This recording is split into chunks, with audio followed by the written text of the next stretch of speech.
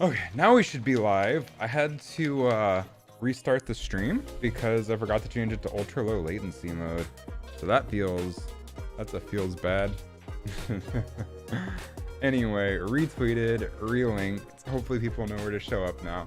Anyway, tonight what we are working on is taking this map segment piece I've spent the past week working on, and we're implementing it into the game finally. It looks like this.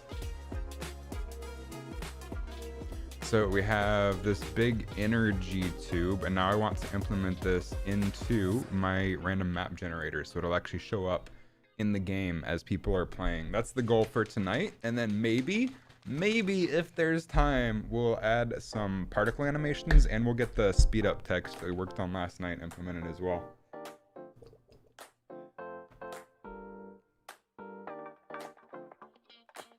But first things first, we got to get this on the map.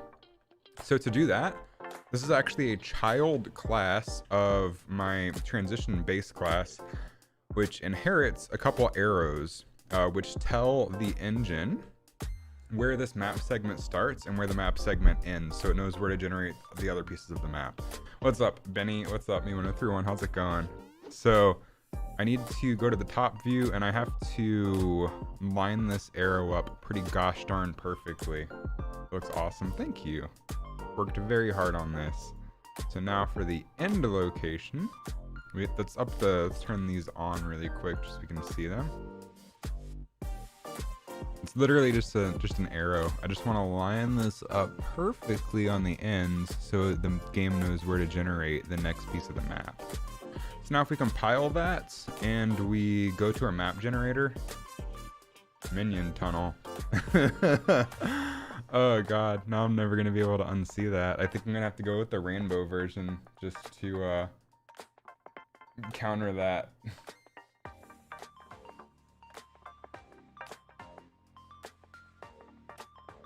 So anyway, this is my map generator script. So you have to increment zone, transition, here we go.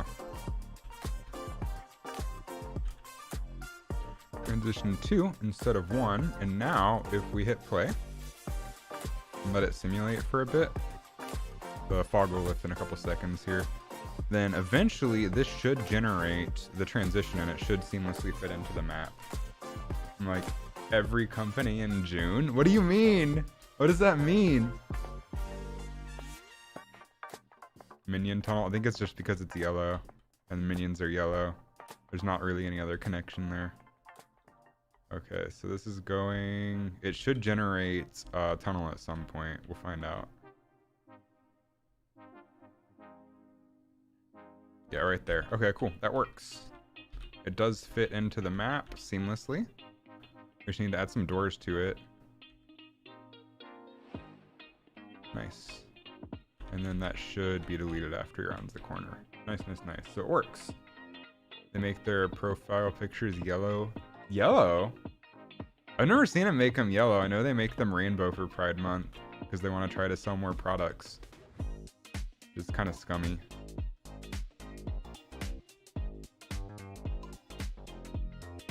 It's like, hey, we support the gays, buy our stuff.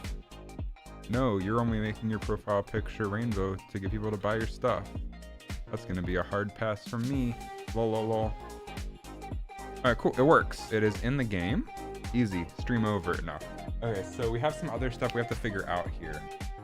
One, we need to get the player to speed up when they go through this transition.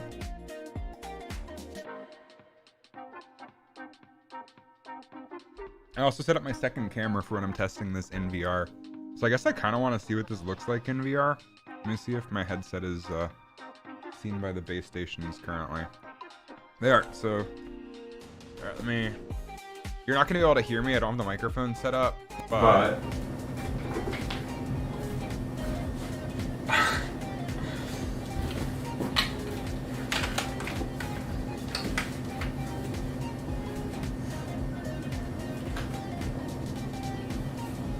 Okay, I'm gonna hit the simulate. Oh wait, wrong computer. I have two mice on my desk. Alright, cool.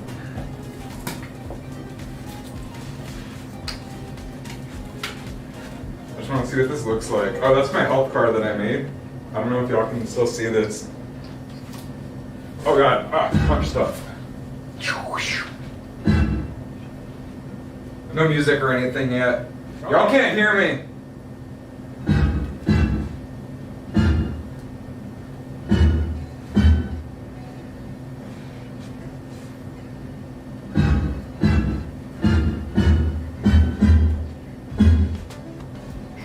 Oh, cool.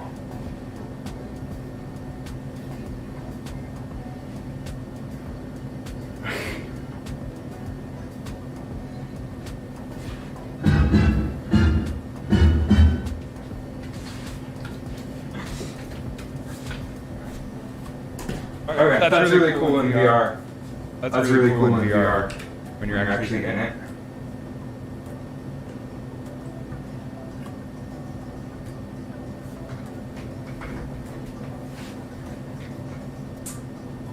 So, VR camera is making audio for some reason. Let me mute that. Weird.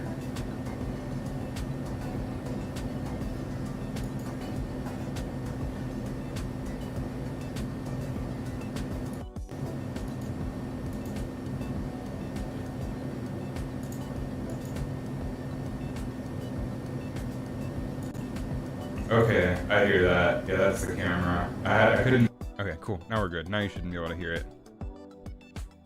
Yeah, so that was the actual camera is recording audio. Cool. Yeah, I had to mute it in OBS. I didn't realize it was recording into the stream. Whoops. My bad. Is that my AC in the back? With the when the VR camera? You want to turn that on? Yeah, that's the air conditioning. Anyway, I can turn that camera off now since I'm not testing. And let's okay, so there are a couple things I want to get working here. One, I need to make the player gradually speed up as they go through the tunnel. What will this be on when it's done?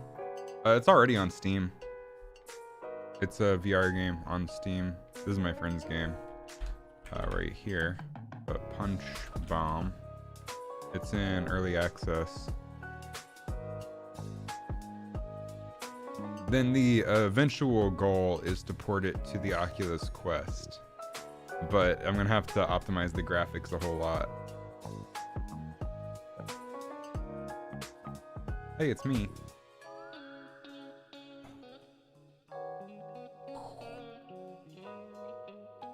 I recorded this in my living room. Garfield Kart is on Steam. Yeah, I'm on the same platform as Garfield Kart. How cool is that? Bow down to me. So this I released at the very end of 2016 into early access and haven't finished it yet. People liked it though, in general. It just didn't sell a lot of copies. I'm not worried about selling a lot of copies. I'm worried about finishing it, just so I can say I finished it, you know? That's how I feel right now. So a few things we want to do here. First of all, we want to speed up.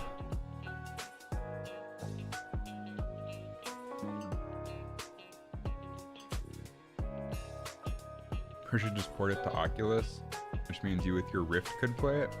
Oh, it already works on like plugged in Oculus headsets. Just not Quest. It wouldn't work like standalone on the Quest. But none of this is on the Steam build yet. I need to get a new build out, but I want to get a finished game loop first. So if I go to Notion is a really cool web app for organizing ideas. This is my like to-do list. Oh, I need some text around the start button as well. Rift is plugged in. Yeah, so Rift doesn't actually exist anymore. They discontinued it.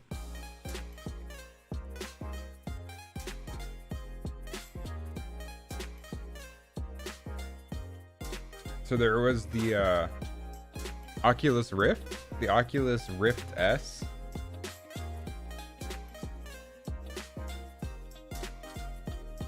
There was the original Oculus Rifts from Kickstarter before Facebook bought them out. First seen the picture of the fat guy painted look aid man. That sentence makes 0 sense. I think I understand it, but I'm not entirely sure. Okay, so we need to figure out the math to speed the player up when they're in the tunnel segment, and it's gonna be subtle. I don't remember where I stored the value for how much it speeds up. I think it's gonna be under the player pawn. Okay.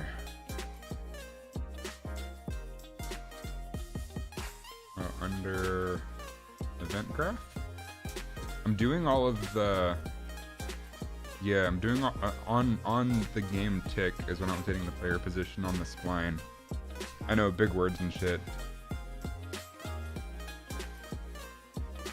You would think that no longer exists then. So then there was also the Oculus Go, which was basically like mobile VR, but standalone. Which might be what you had if it was standalone. Let me see if I can find some pictures for you to help you figure it out. Okay, so compare headsets. Okay, they don't have. This one was discontinued. They don't sell it anymore. Do they still have the other ones listed? They do. So this is the Oculus Go, which is like a standalone thing, but it's not 6 degrees of freedom. It's just 360 degrees rather than, it's just 3 degrees of freedom rather than 6 degrees of freedom. What 6 degrees of freedom means? So on a mobile VR headset like this, that's pretty much basically like just, this is like a standalone version of the headset's like Galaxy Gear VR where you put the phone in it. It's basically the same thing, but it's standalone. It's its own device. And what that means is you can look around, but you can't move around. While the Oculus Quest and the Rift are 6 degrees of freedom, which means you can rotate in 3 degrees of freedom and move in 3 degrees of freedom, and it tracks all of that. So huge difference between them. But the Rift is a PC VR headset, which means you plug it into your PC to make it work. The Quest, however, is a completely standalone device, which you can plug into the PC to use as a PC VR headset, but otherwise, it's basically like a really beefy phone in terms of specifications. You have a PC. PCs are cool. I dig them. Okay, so we need to add some logic here. I need to figure out the best place to add this logic, and that's going to be the really tricky part about what I want to implement tonight. It's where you play Garfield Kart. Did you get your Steam account back since you said it was hacked that time?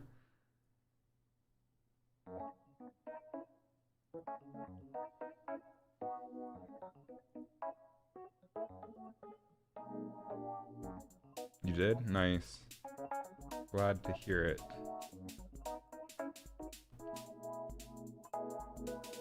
So the player, let's see how this loop goes. Whenever it finishes a spline, it resets the time on a spline, so it hops to the next spline. Then if the spline we're following does not equal the current spline object from the map generator, set the new spline to the follow spline and delete the old one.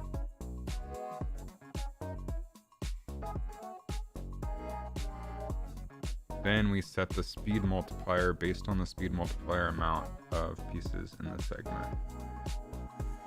So I know how many pieces are in the segment. Oh, I need to map generator. How many pieces are in the transition? I may need to double this in length to make it more interesting.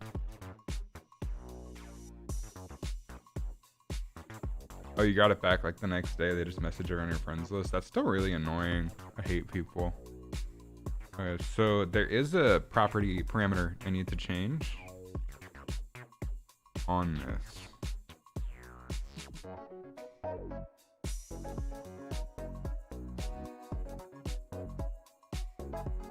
Which would be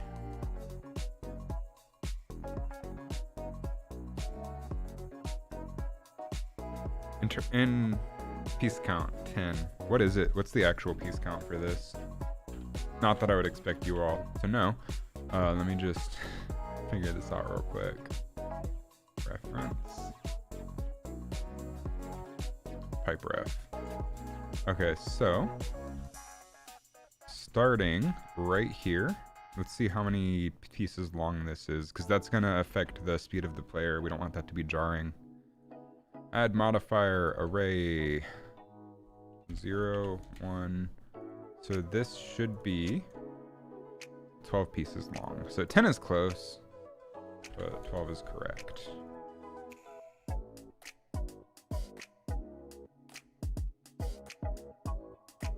So now when it generates that, it should get the piece count and set that to the current piece count.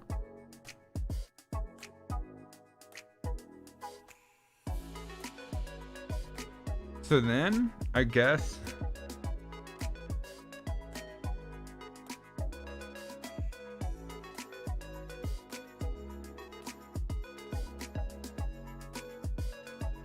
this could be where we add the logic for speeding up. I need like a Boolean that says, hey, is the player speeding up on this segment? And then we add like an event for that. Is what I think we need to do. This is the hard part of game development. We have to actually solve problems.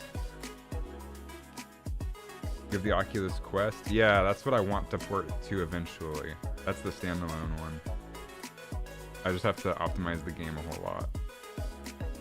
Because the requirements of what will run at a decent frame rate on PC is way different than what will run at a decent frame rate on the Oculus Quest. The game's gonna look a lot uglier when I port it.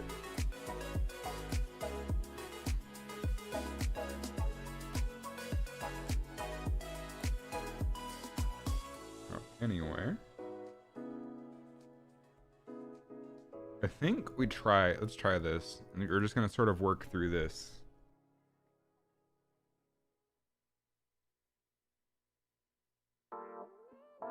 So on our player character object, we're going to add a new variable called speed up. Or let's name this is speeding up. And if that's true, the spline we're following does not equal the current spline object, then we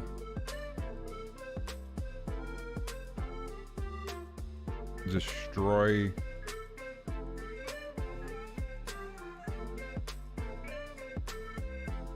the old one and set the new one. And then we set the speed.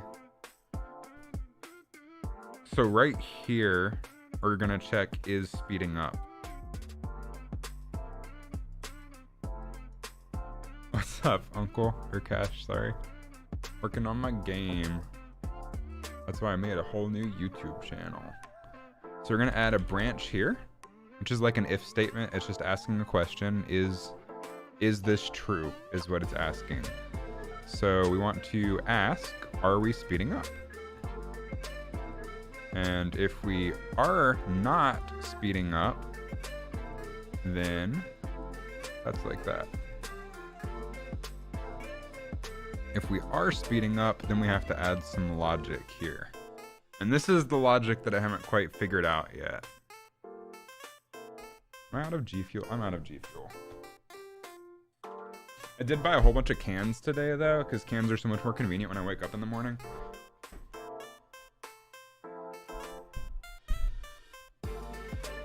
And we're doing all of this on tick. I was doing this on a timeline. A timeline is a way you can animate things without doing it on the actual tick of the game. But long story short, timelines were kind of jittery. They don't update every single tick. Just came back from going out. YouTube seems weird. Icons are a bit more detailed. Weird. You were the first real subscriber? You were. That's an accomplishment.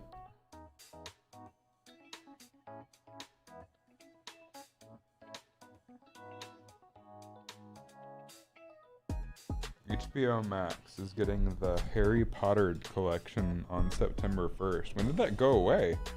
I thought it was always on there. You're the 16th, not too shabby. Yeah, that's still under 20th.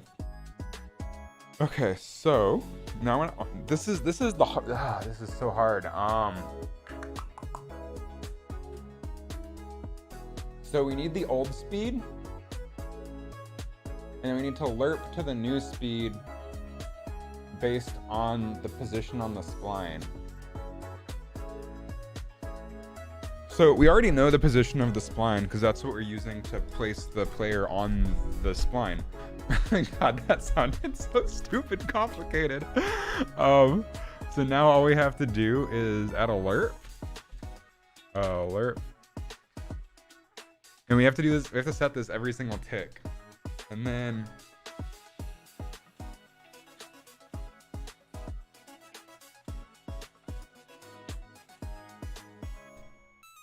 this seems complicated. It's only complicated because I'm making it complicated.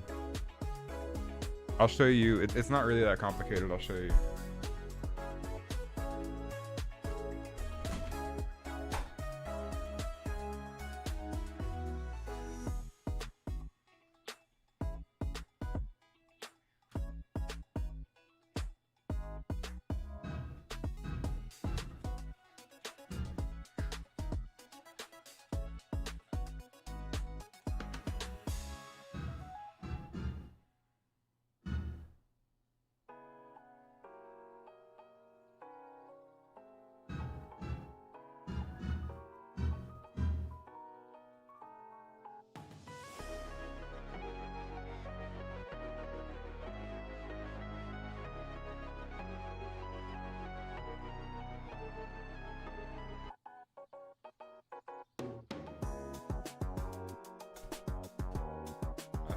Not complicated. It's just basically a tempo run in space, but you punch things.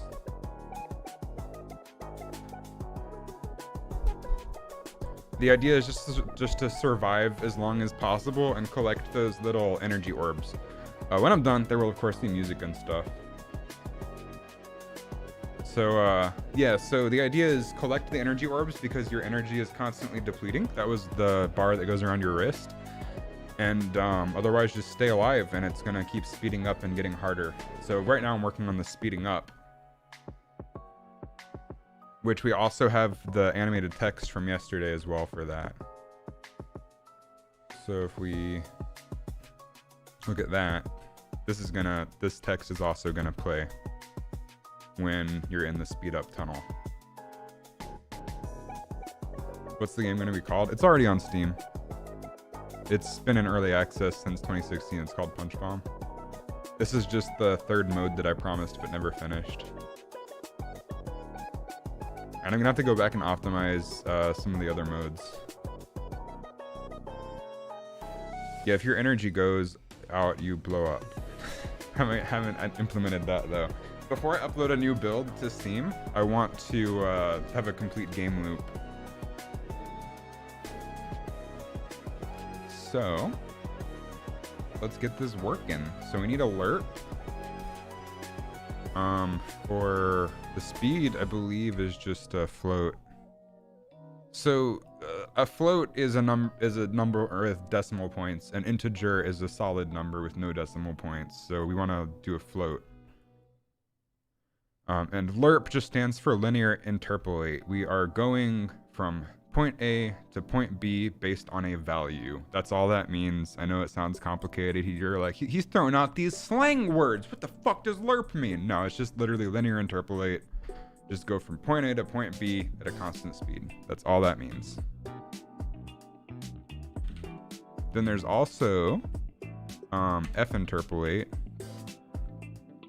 which has like a nice smooth feeling to it. But we only care about the linear interpolation for this. You can imagine people finding ways to speedrun this. The game literally controls your speed. You can't speedrun something that is a survival game. There's no start and end point. The game goes on forever. You just try to survive as long as you can as it gets harder. It's the whole goal here is just to make people do some squats, get some exercise in a fun way.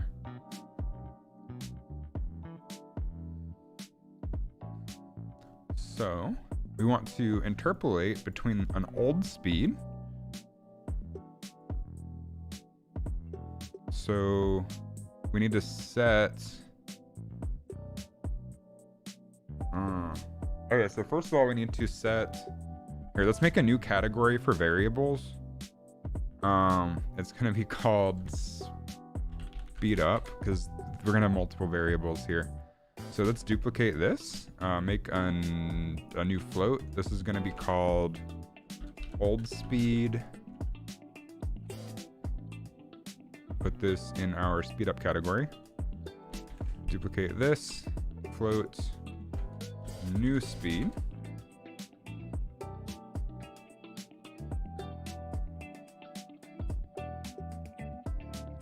Can't parse the value. Oh, yeah, that's fine. Makes sense. Thought it was a Boolean, but it's not. People will find a way to speedrun it. Those speedrunners are crazy. Okay, so we want to lerp from old speed to new speed. Whatever those values may be, we're going to set those before we get to the linear interpolate.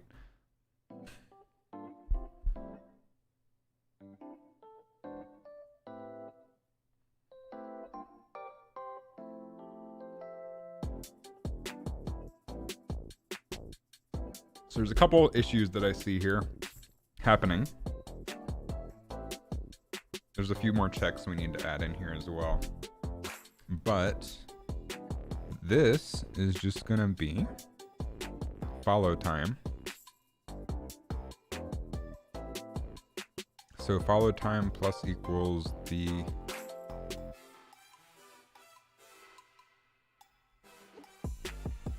I believe follow time is the one that completely resets when it hits 1. Okay, so we're going to lerp between these based on follow time.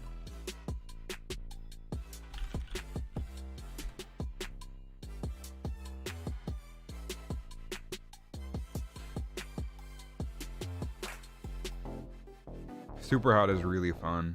The original Superhot was fun too, the one that wasn't even VR. And then the original was pretty fun too. That game started out as a game jam game. Okay, so the end goal here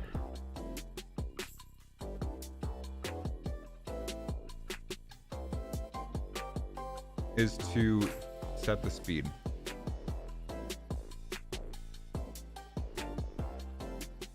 So we're bypassing setting the speed right here and instead setting it on every tick.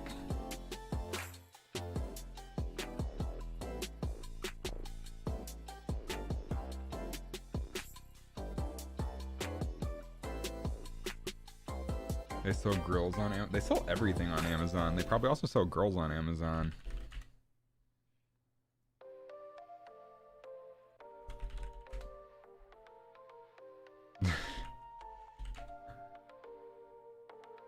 They sell Girls Trip on Amazon. I don't think... Oh, they do sell Girls on Amazon. It's the HBO show Girls.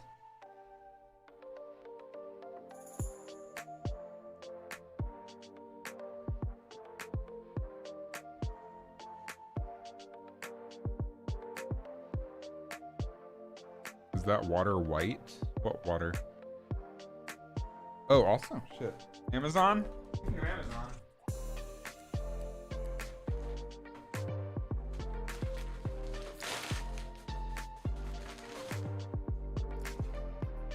I got a cool little binder in the mail today for my expensive Magic cards, so I can just prove that I own expensive ones if I'm using them. If I'm using proxies in a deck, I only proxy cards that I own.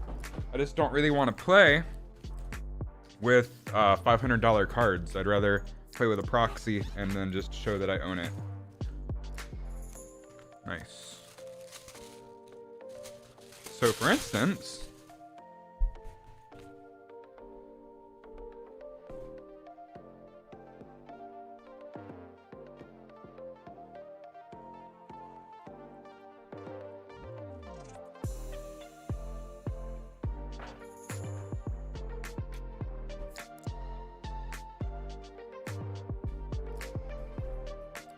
so for example,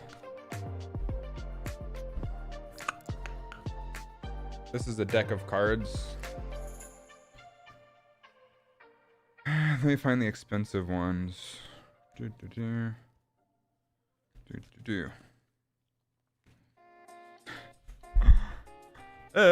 is a $600 piece of cardboard. This is a $500 piece of cardboard. Those are going in the binder, so I don't play with them anymore.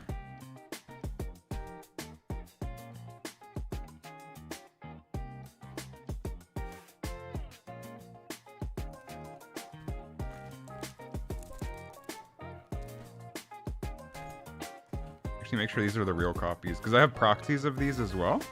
The proxies just have different backs. What's up, John? How's it going? Okay.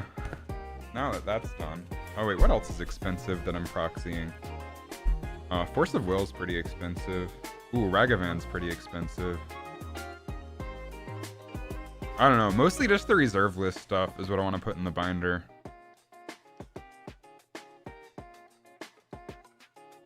Oh, so like, that's a $70 card.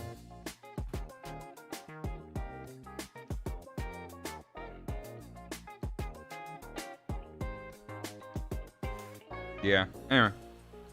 I'm happy I got this little binder. Now I can just be like, yeah, look, I own the thing. Let me proxy it. And people will be like, yeah, that's cool. Granted, nobody I've ever played with has cared about proxies. They're just like, yeah, whatever, man.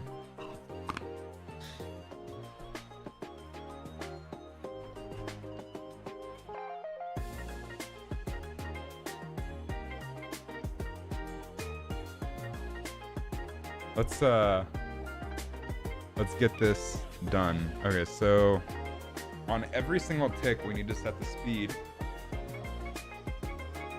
So if we're speeding up, let's do something once. We'll make a gate. So do once, and then you can reset this. And that's going to be set old speed. We want to set the old speed and we want to set the new speed.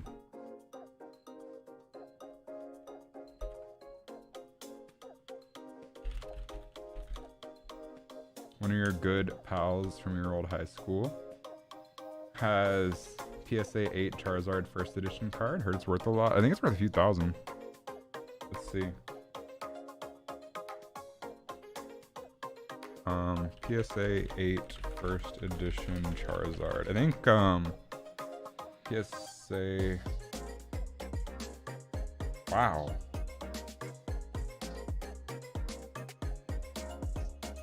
This one's going for $49,000 for a PSA 8. Isn't like 9 the highest?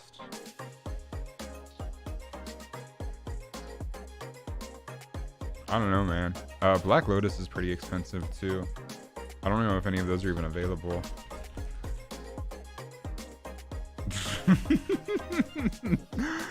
$120,000 for a signed one. Oh, that's collector's edition. That doesn't count. 63,000. Jesus. Fake.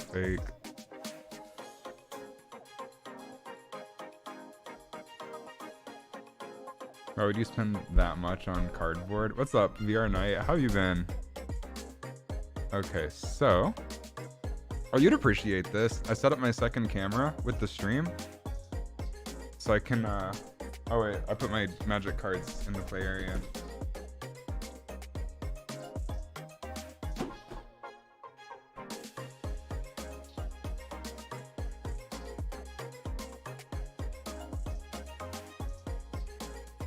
So I can do this.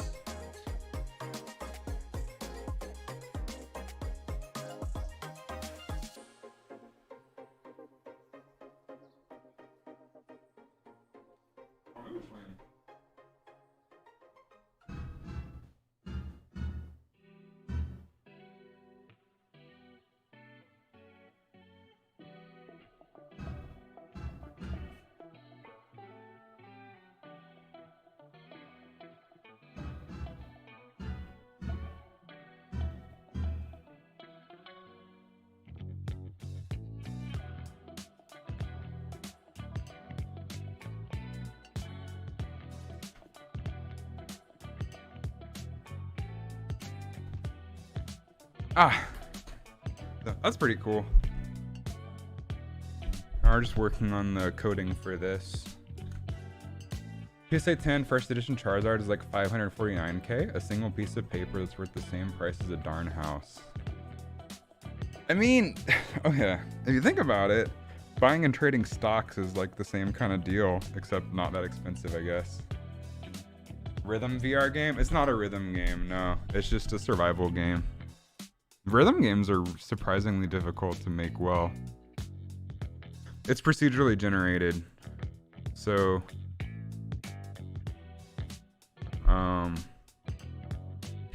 it just goes on forever and ever and ever. So the map generates as you play.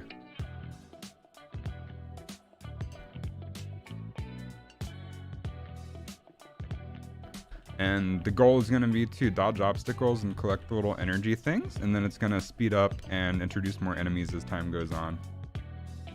It's basically kind of like Temple Run in space, but VR, and you have to actually physically duck and dodge things and punch things.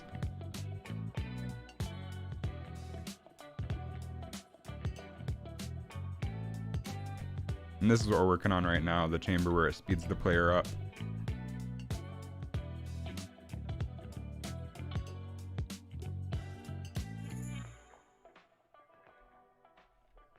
So I want to get the game loop done, then I have a bunch of ideas for obstacles to add. There are watches that are worth more than some mansions. There's a video in memes, and it's really scary. I should watch it whenever I have time. You know how to get me. You know how to get me to click on things.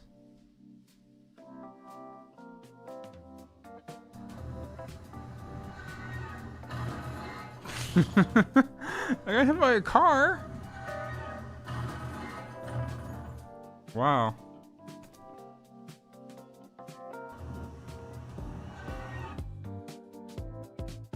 Does the map delete behind you? Yes, that's for optimization's sake. If it just kept building the map, then it would not be optimized at all. Working on finishing the coin you posted earlier, and a stinger to go with it. Nice! I added like a little heart icon to it. I thought it looked cool. Yeah, so right now, I have it set to automatically hit the start button just so I can test it like this. But the player's gonna have to hit the start button. It just goes through infinitely until they hit the start button. But yeah, so the map automatically deletes as the player rounds the corner. That's the benefit of having corners. It's that way, there's only so much of the map that exists at once, so really good performance for VR.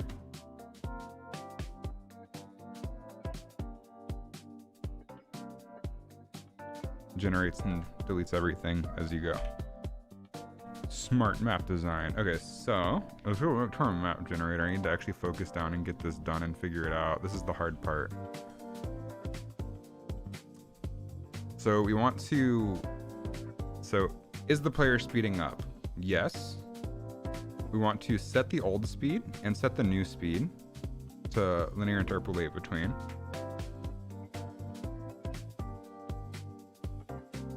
What do I think of what you made in Hero Forge? I didn't click on the link because it looked sketchy.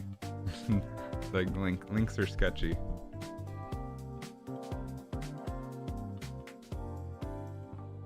I don't know what Hero Forge is. I tend to not click on links I'm not familiar with. Wait, so is Hero Forge like create little miniatures and paint them and stuff yourself? That's pretty cool.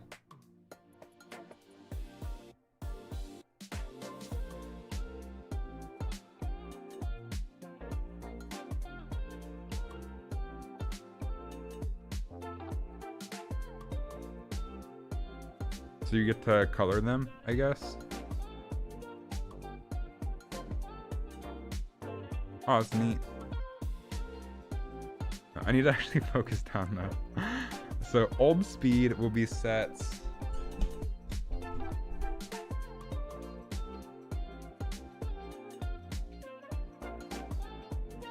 Where is this grabbing from? We follow this line, it goes to the map generator, and we grab segment piece count. My computer can't run it I think it's just that I have a billion things open right now.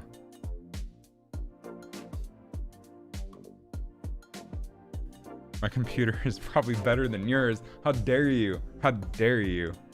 Also trying to figure out how to import your model into Unity and Blender now.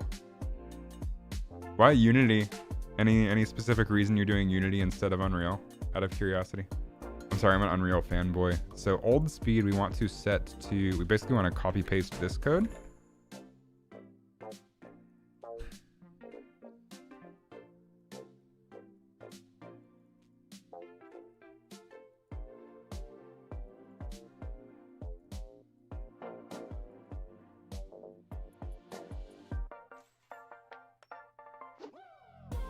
But we don't need the speed multi-tick because that's what we're going to be setting. You're going to bed, it's 2:30. Do it. I believe in you. So we want to grab the segment piece count from the map generator.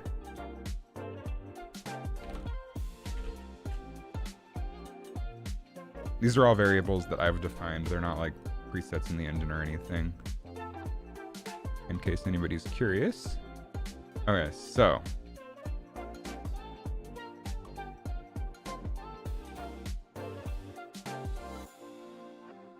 that's all overlapping. Gross.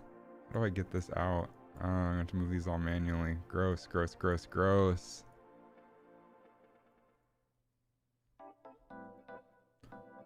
I'll see you soon, Benny. Okay. Dope. So we've set the old speed, we set the new speed to that plus whatever the speed increment is. The question, of course, is what is the speed increment? Where did I put that? A lot of this is refiguring out what I did forever ago. It's a good thing I commented all of it. Otherwise it'd be completely lost.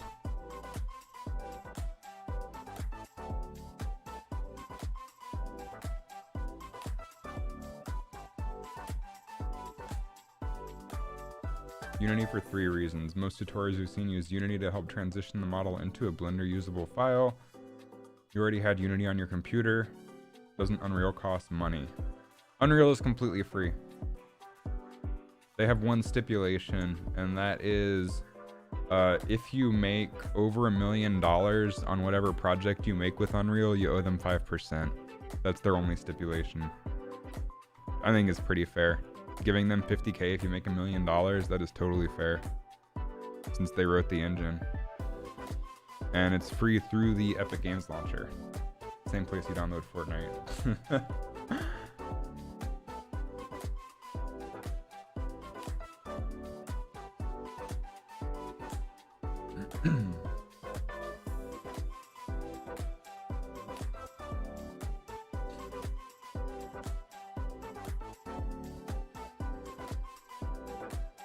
Third reason was the least important.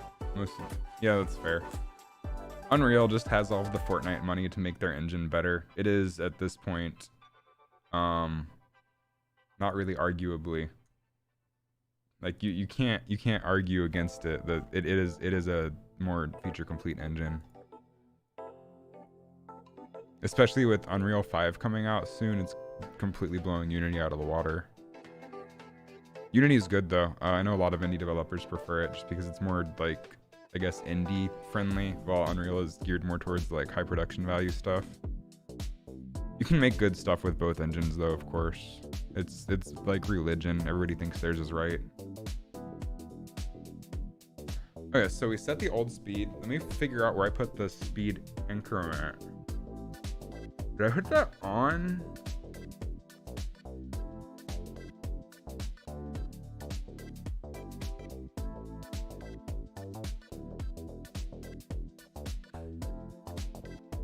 I need to figure out where I put that. Speed increment, 0.1. So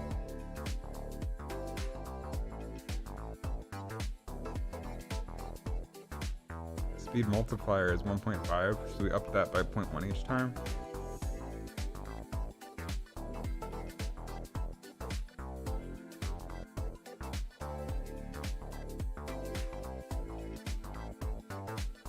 So I know we, god damn, this is tough.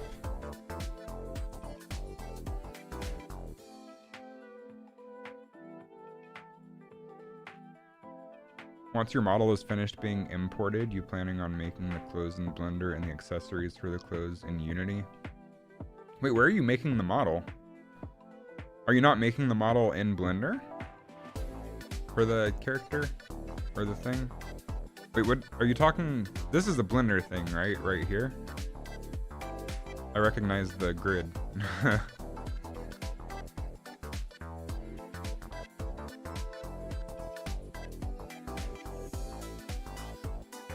Made the model in Vroid. Oh, character model? I guess.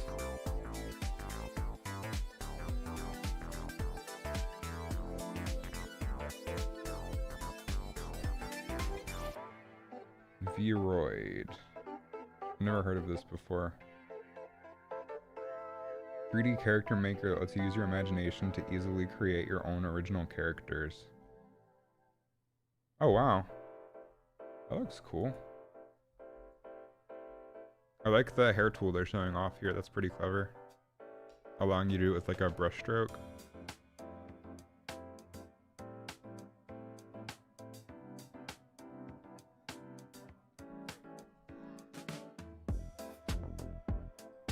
Is Vroid free?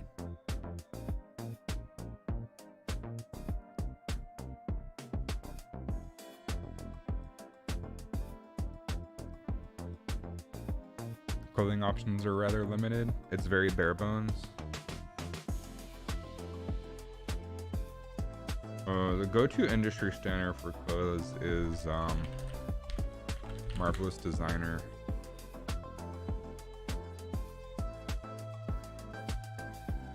Like, this is legit clothing software. I own an older version of it. Like this is software that lets you create your own clothes patterns, and it is not free.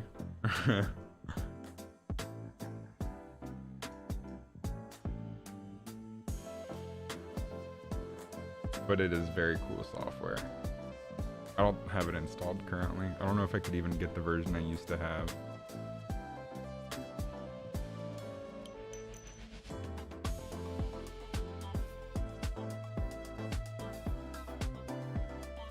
Trying to make a Celtic mantle.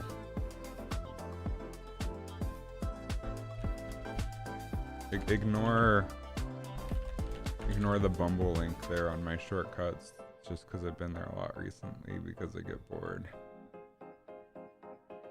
Cyberpunk Celtic mantle. Like a... What is a Celtic mantle? There's so many different results here. I need to focus. I need to focus down.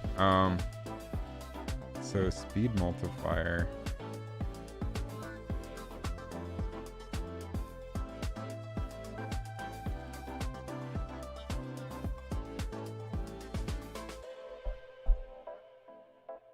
Oh, okay, we don't need to do all of this logic right in here.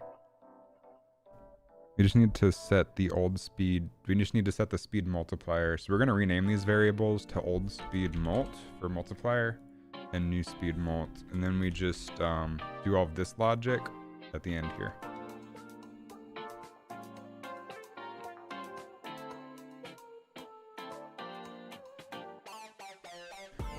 So let's just grab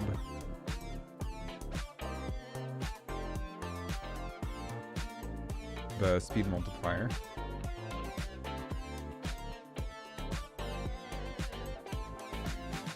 And set the old speed mult to that, and the new speed mult to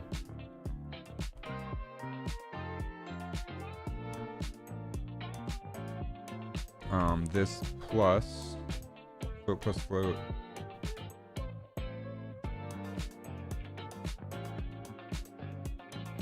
Speed increment.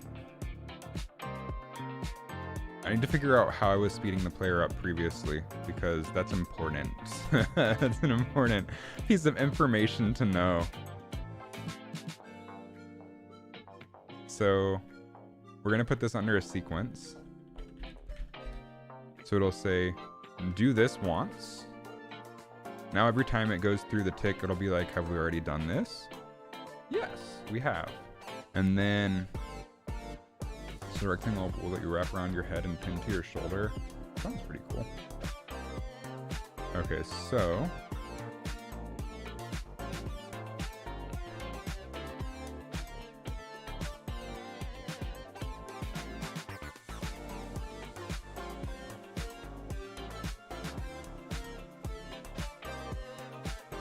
we're gonna need to add some more booleans, I think, too. Let's just get this working first, though. Alright, so we set the old speed multiplier to whatever the speed multiplier is. Then we set the new speed multiplier to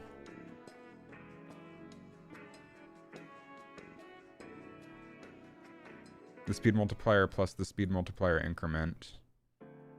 So it'll increase by 0.1 each time. And then, on the next sequence, next part of the sequence,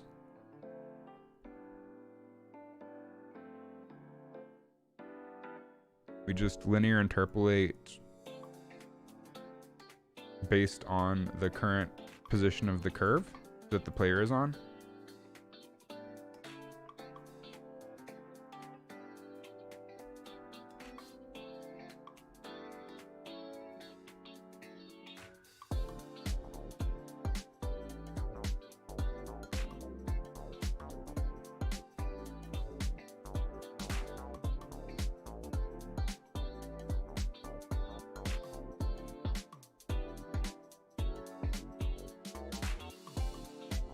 This is pretty janky. I'm thinking through all this in my mind. There's a lot of trial and error with this kind of stuff.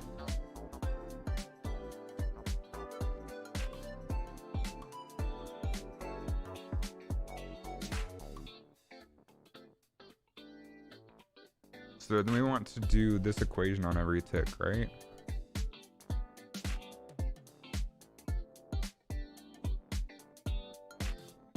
So we'll just copy this, but instead of speed multiplier,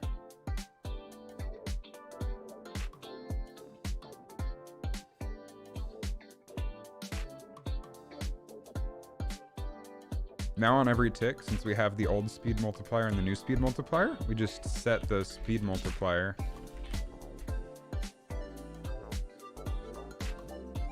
to the lerp value and then use that to update the speed. And we need to grab our map generator.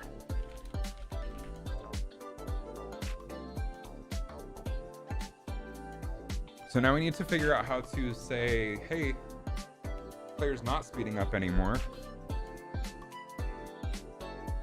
And we need to reset the do once. I need to figure out the right way to do that.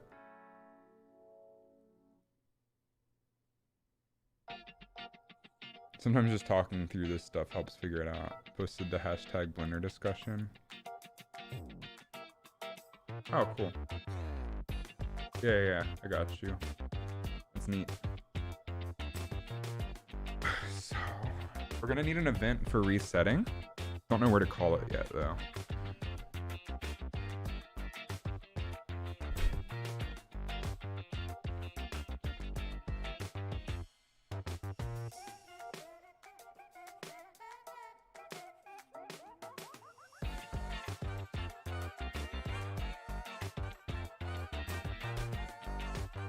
Reset, speed up. Custom event. We'll call this reset speed up. Plug that into the reset right there. So it'll open the gate again. Do you want to cap a max speed? Yes, eventually. Right now I just need to get the speed up initially working and then we can cap the max speed. That'll just be another if statement somewhere before here that says, hey, is the speed greater than or equal to this? Don't do this. Don't do it. Song sounds like Alvin and the Chipmunks. It's from the Hi-Fi Stream Beats catalog.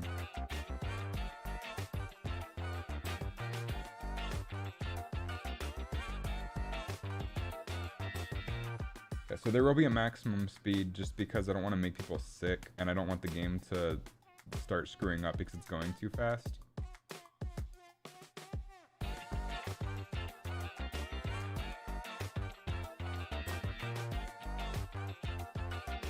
What do you think of Earthbound? I don't know the Earthbound music. I never played Earthbound. I've heard it was very good though. It's like a very beloved series. I wonder if my shipping tracking is updated with my Wheel of Fortune. Dude, since I just don't care about life anymore, I've gone a little bit nuts on my spending on Magic the Gathering. I just bought one of these.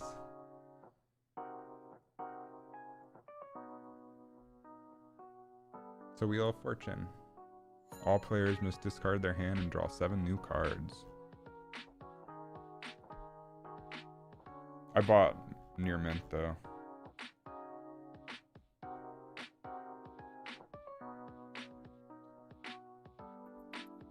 For a piece of cardboard. I just don't even fucking care anymore.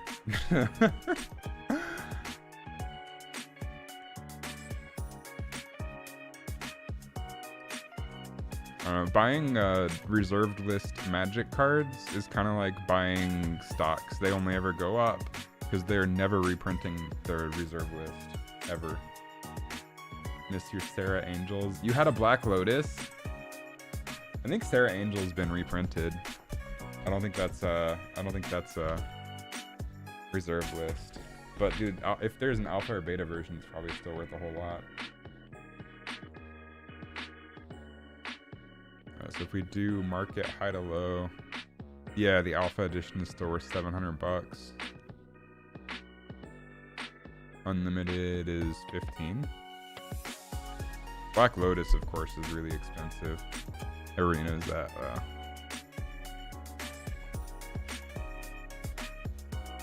Some cards I would love to get my hands on are the OG dual lands, but those have gotten ridiculous in price. Right now is a good time to buy reserve list stuff as well. You had Alpha Sarah Angels and a Black Lotus. Holy shit. What happened to him? If you don't mind me asking. I guess it's just a matter of nobody knew cards are getting worth that much in the long run.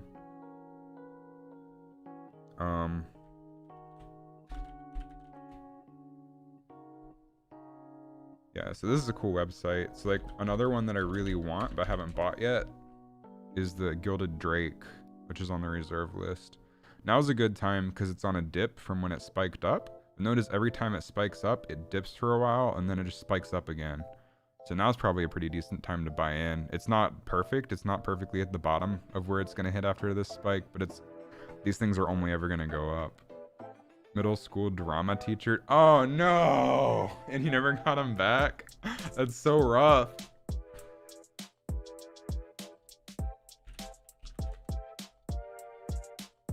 Black Lotus.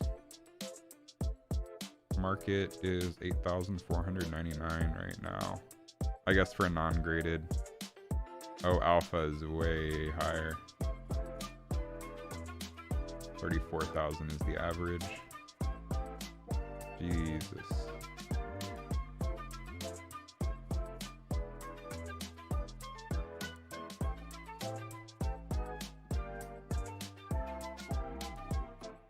That's pretty nuts. Got all your black, green, red, and blue cards back, but not the good ones. You still have any alpha stuff? Because that stuff's all worth cash money if they're in decent condition. Did you have any of the other Power 9? What makes them so special? Just that Magic is such a popular game, and those cards will never ever be reprinted. There's they don't add stuff to the reserve list anymore. But back in the day, they promised for a certain amount of cards, because people were worried about the value of their collectible cards, they promised they would never reprint any of these. So a lot of them aren't good and they're not worth anything. But the ones that are very hard to come across, like Black Lotus, are worth a whole lot. But they're not going to reprint any of these cards ever, period. So they're like Fortnite skins. I mean, they do stuff. It's not like a Fortnite skin. Because like they have effects. They affect the game. It's not like you buy this and it's just like a different look for your card. It's like each card does its own thing. And then you build a deck with cards that do things and you compete. Well, this is a really fun one. Anyway.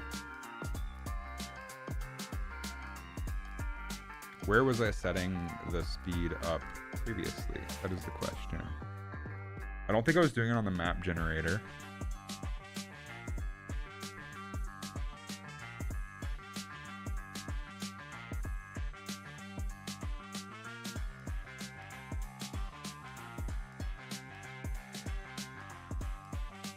Was I doing it on the transition? That seems like a really bad place to do it. That's the door opening and closing.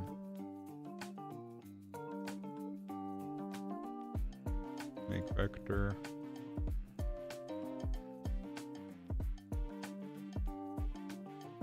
I know I was testing with the player speeding up. Maybe I was doing it on the player, but under the timeline.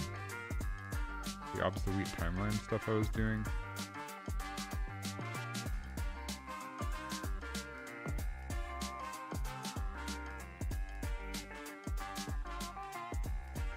Oh yeah, they're like battle pass skins, how they would never resell them.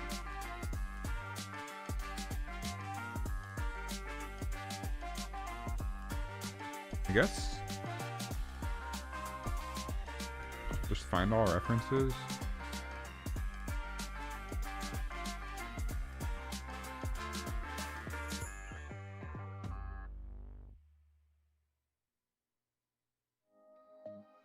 That's the one we just made. Get speed multiplier. That's part of what we just did.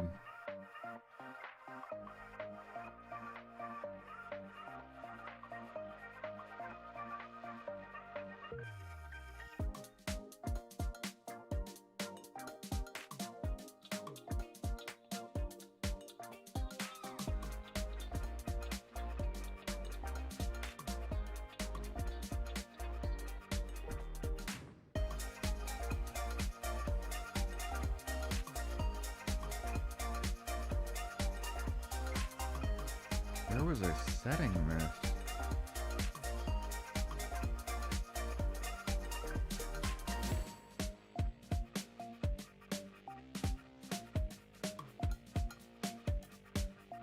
Get speed multiplier. Speed up. Okay, it's on the transition.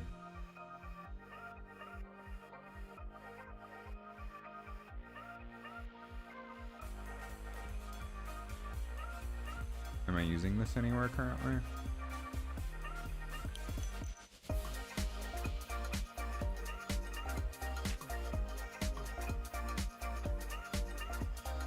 Reset speed up.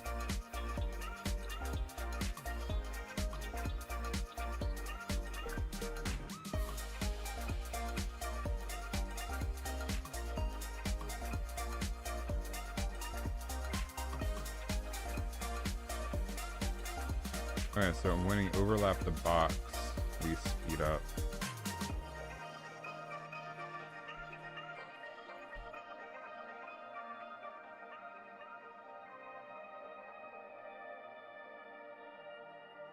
And that sets the play rate, so that's like the old way of speeding up. So I'm going to break this and do speed up my way. Which this was also my way, but like, yeah, whatever, judge me. Okay, so here we go.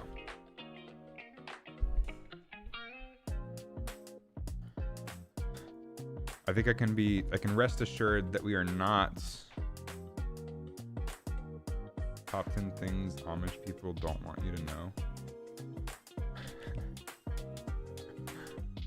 I think we are not going to interfere anymore with anything. So we need to make another Boolean and put this on the map generator called will speed up.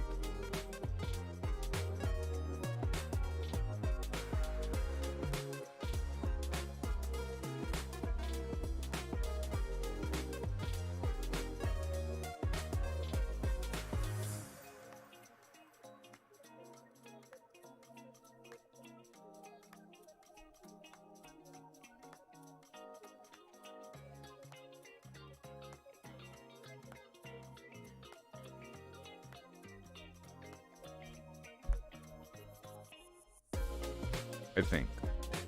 So transition. Oh, we never even set the original Boolean. So we're going to... Oh, no. Because not every transition is going to... Not every transition is going to speed the player up. We're going to eventually get a random transition. So we need to check if we're going to speed up, and that's something we're going to put on the transition base. So we're going to make a new variable, speed up on the transitions speed up, and we're going to make that exposed.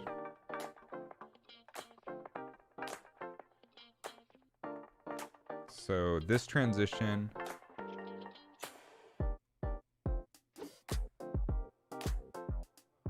does speed up, so that's true.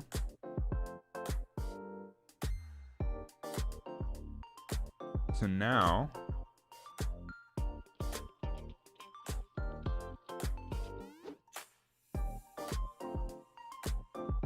under the map generator, set current transition is set to TPT transition base. Yeah, okay, that's correct. So current transition, we're going to get transition speed up, and we're going to branch. So branch, is this true? And then we add a new variable called will speed up, and we set this to true.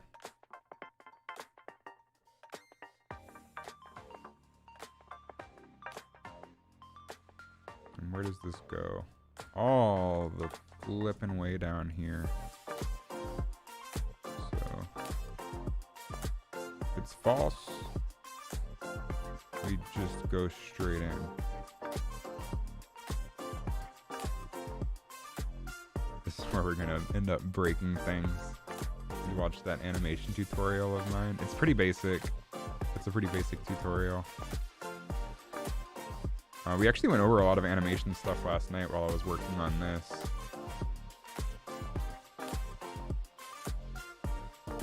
With the graph editor and stuff. Tonight is game stuff. So now, if we set will speed up,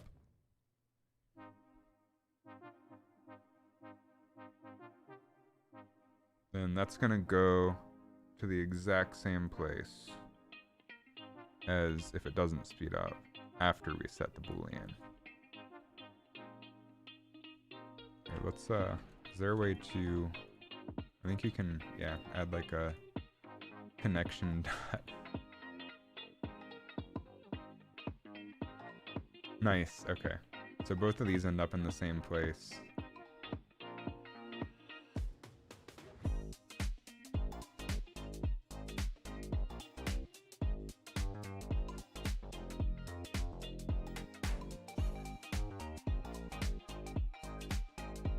So now,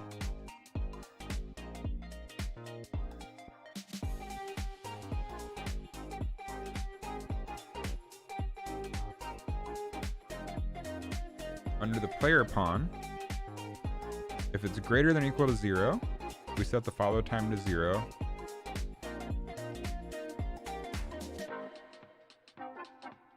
Then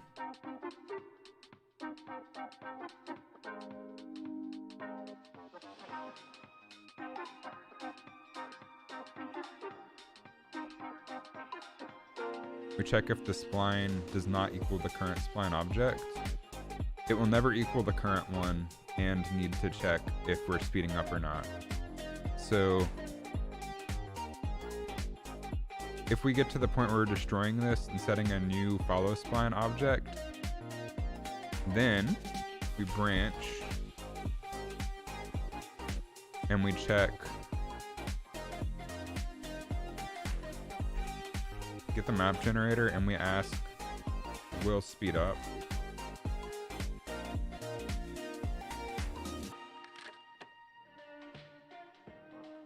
We want to do this once. So we sequence do once, because this is checking all of this on every single tick, which is very expensive. We want to check, will it speed up once? And then after we finish the current curve, then we reset the do once.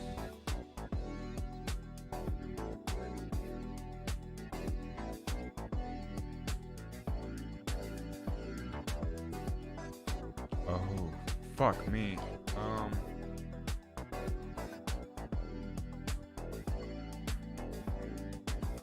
Oh, this isn't gonna work at all. Because this checks, right now we're under the actions. All of this up here only happens if we, like, right when we finish the curve. Right when we finish that map segment. We need to be updating the speed. We need the speed up interpolation.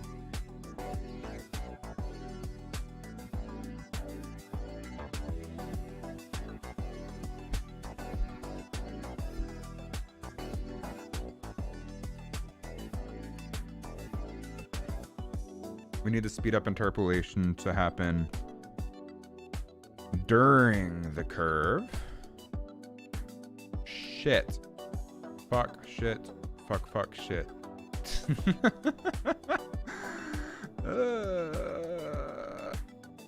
God. Oh, I have screwed up.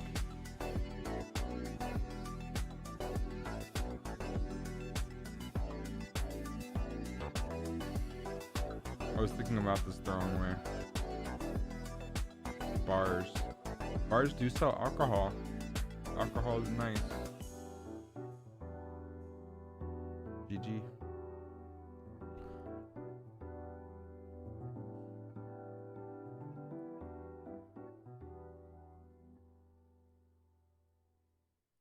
Okay. We finish the curve. Yeah, we finish the curve, we set the follow time to 0, and then we do all this stuff. So we ask, are we going to a new curve? Or are we going to a new curve? If we are going to a new curve, false means we're going to a new curve. Then we check. We don't need the do onces. Then we check, is will speed up true? And if that's true, we set is speeding up to true. If it's false, we set is speeding up to false. And we already set the follow time. Need to target it at Amish people. We already set the follow time to 0, so it's not gonna do this more than once. You may need to do once gate it just to solve any bugs eventually, but for now I don't think we need to. So then we check, are we speeding up? And if we are, then we don't need any of this. We set the old speed mult and the new speed mult.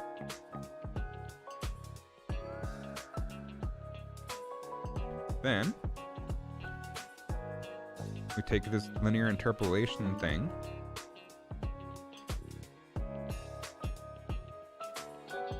and we put that on every tick if we're speeding up. And that needs to happen before we set the location of our speed mult tick. Yeah, okay. So this is where we're setting that. Okay, we're not too far off base here.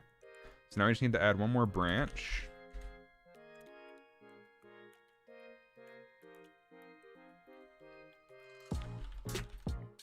Git is speeding up. Are we speeding up? If we're not, then we just skip ahead.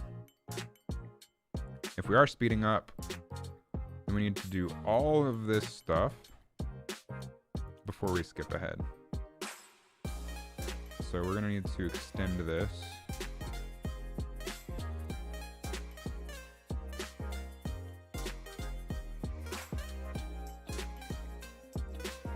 And say, if we are speeding up, do this event. And then go to here. So that sets our speed every tick. And now that should work. But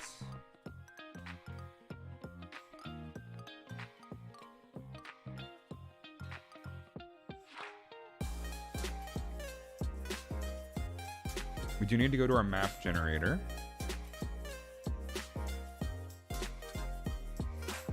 And say, when we generate the segment,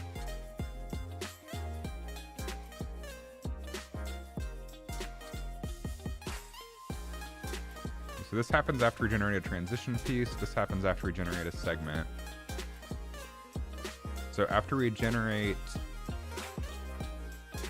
a segment, we need to set will speed up to false.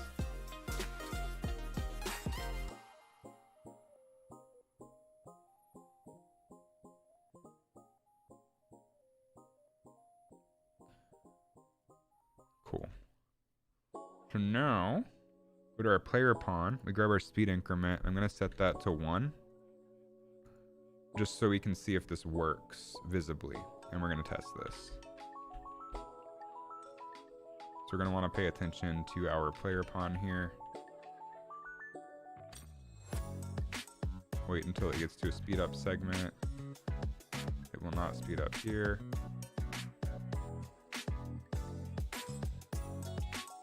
Won't speed up here.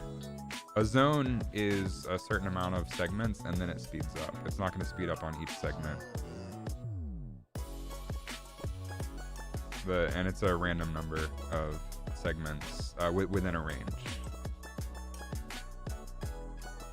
Okay, so here, let's see if he speeds up. He's not speeding up. Wait, did he speed up? I can't tell. Here, let's just expose the speed multiplier. Oh, speed multiplier is exposed. So if we test.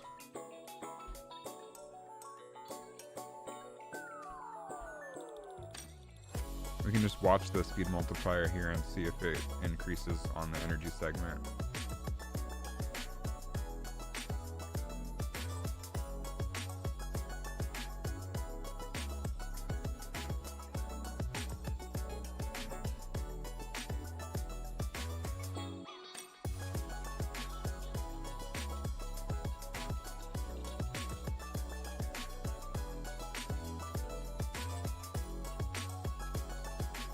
It is increasing.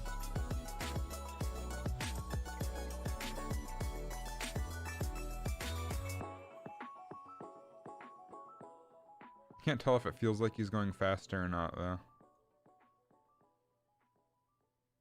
Here, let's, it is technically working, though.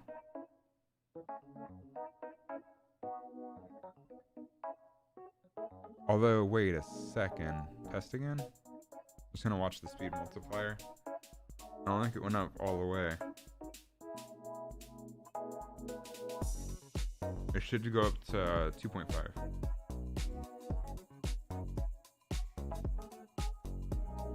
My math is correct. 1.5 plus 1 is 2.5. I'm not dumb.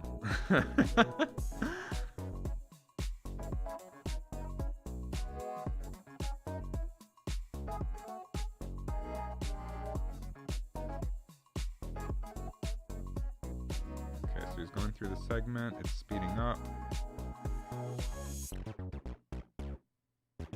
We We end up at 2.49842, which is close enough to 2.5. He's going faster now. I want to see if it's like noticeably faster when you're in game.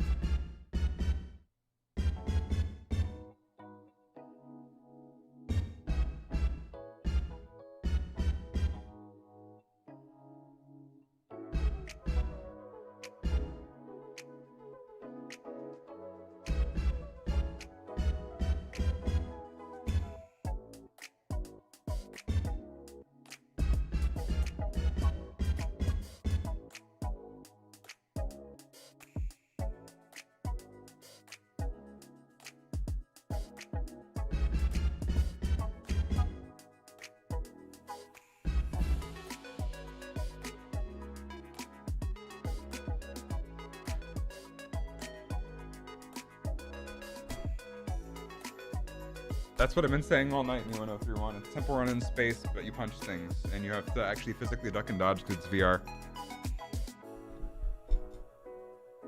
There will be different kinds of obstacles than Temple Run eventually, but right now, that's the basis for the mode.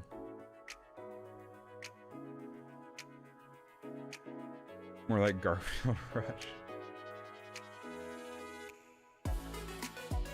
That game is better. So this is like an endless runner, but it's in VR, so you have to actually physically duck and dodge things. And the original idea for the mode was to have like 9 levels in 3 different zones, and then a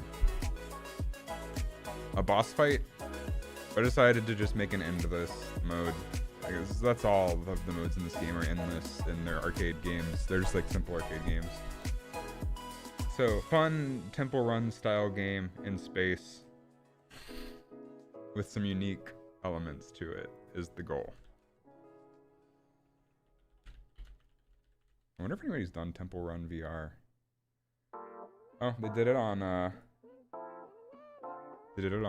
Gear.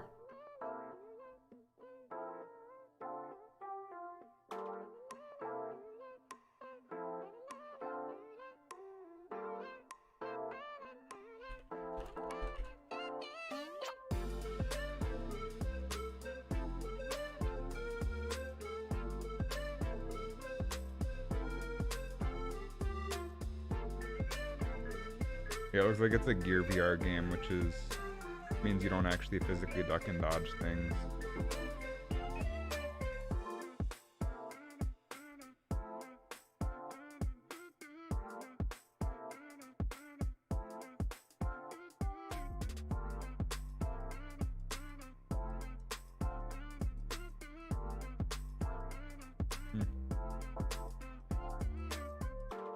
You can ride a shark in Garfield Rush.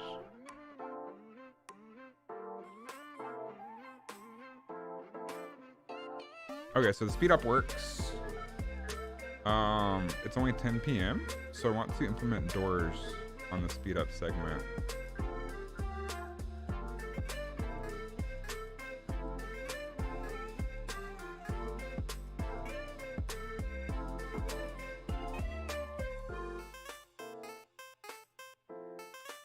Also, one thing real quick.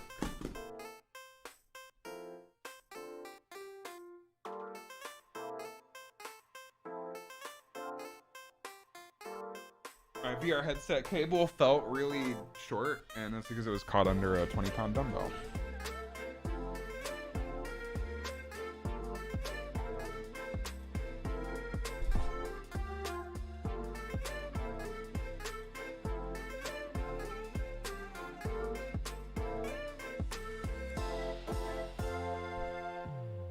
So let's get some doors working here.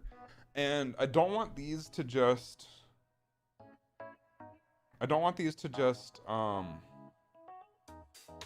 animate open at a set speed, because then there's the potential that they've gotten fast enough to outrun the doors. So I need to set the door open amount based on the player distance from them.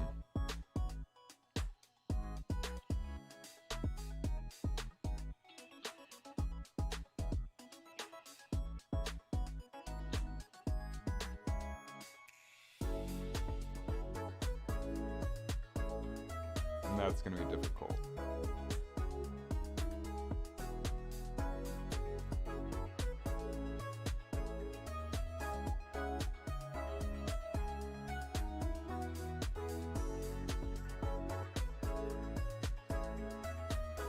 So not the player's head distance, but the platform distance. Because the player's head can move around, and if they move around enough while they're dodging through the tunnel, the door is gonna like jitter open if it's based on the player head. So I need to base it on the player elevator thing. We'll just say default scene route, I guess. Or the plant. We'll do the platform, which I think this one is hidden in game. It is not.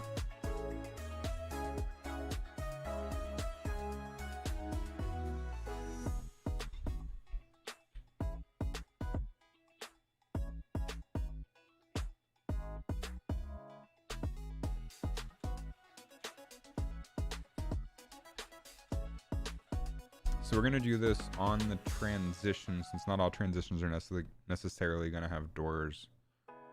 So let's go to our blueprint, or our art folder. I'm going to grab my doors.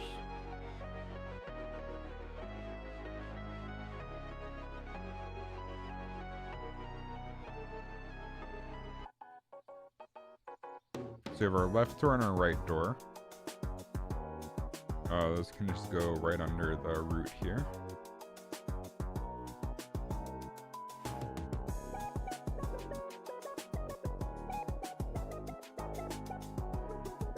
And we'll make some yellow doors eventually. Like I'll just retexture these. But what are the positions that we want for this? I want this to be all the way closed.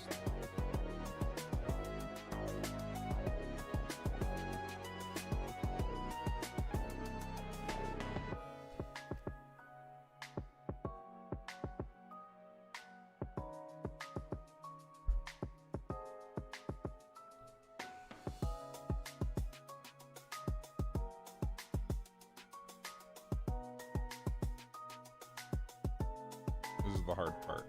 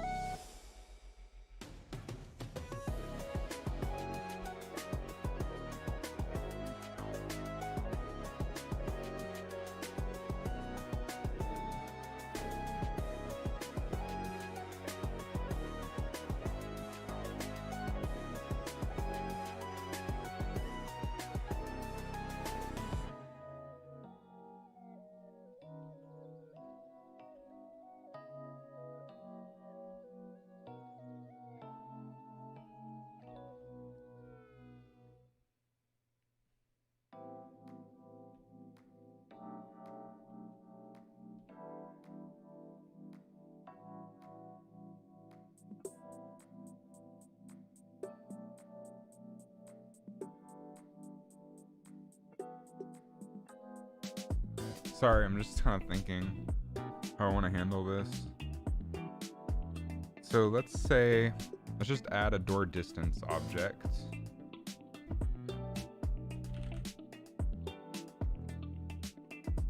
Okay, I don't know why the little add component list isn't showing up. But it makes it like a shot in the dark for what I'm adding. Yikes. So add this little, oh, we can just add another arrow component. Duh. And we'll call this, oh, fucking hell. Add component, arrow. Cool, okay. Again, it's a shot in the dark because it's not actually showing me what I'm typing. That's a bug. And we're gonna call this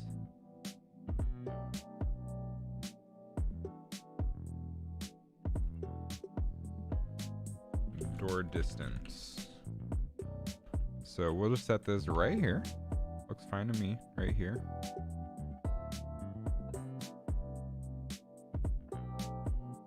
And we'll get the distance of the platform.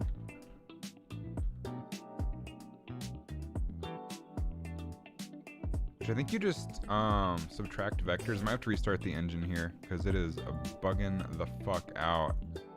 I'm gonna restart the engine so I can actually see my menu options. What is this?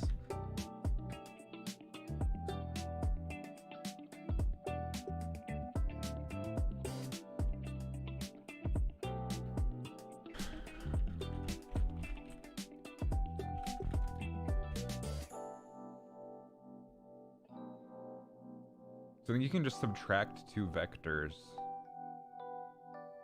to get the distance. Oh, there's literally a...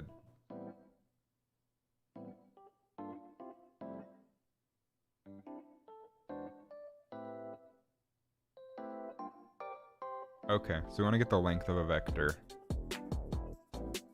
So let's open our blueprint.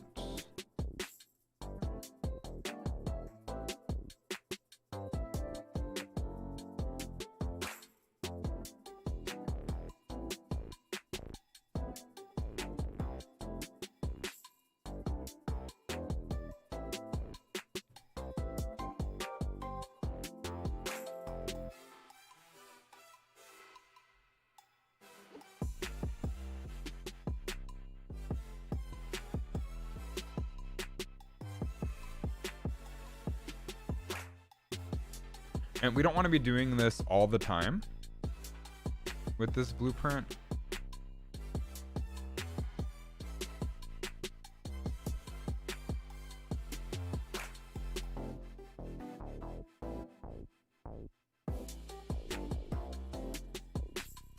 Just when we're overlapping a specific area, I think.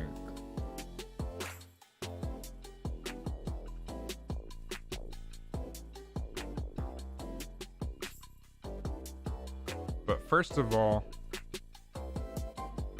let's just expose a new variable called distance. Door distance. No. Player door distance. And this will be a float. So on tick, we'll say we're going to expose that so we can see it.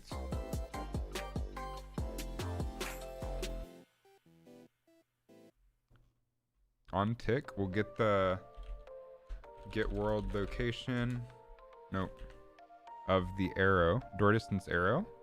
We want to get the world location of that. That's just the position in space of the object. And we also want to get the location of the player. So get player pawn.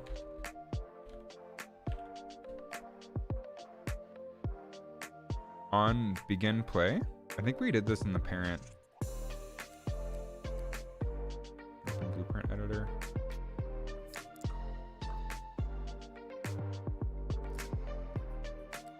Transition base BP is the parent class. Why is it?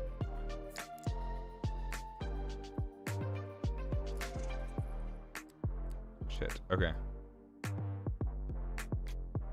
we do nothing on begin play or tick. Okay, so on begin play, on our transition. So I don't know what this one is. Transition BP. Oh, shit. That's just a child. This is the little kiddo. Okay, so for this, we want to, on begin play, we want to get the player character, get our player, cast to TPT player pawn, and then we want to make this a variable that we can just grab at any time. So we don't have to cast every time we want to grab it. We'll just have this in a container. So promote this to variable, and we'll just say current player. So then on tick, we want to get current player. We want to get platform. Is it just platform?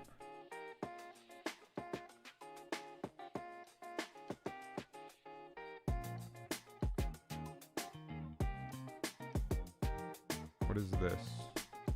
Transport platform.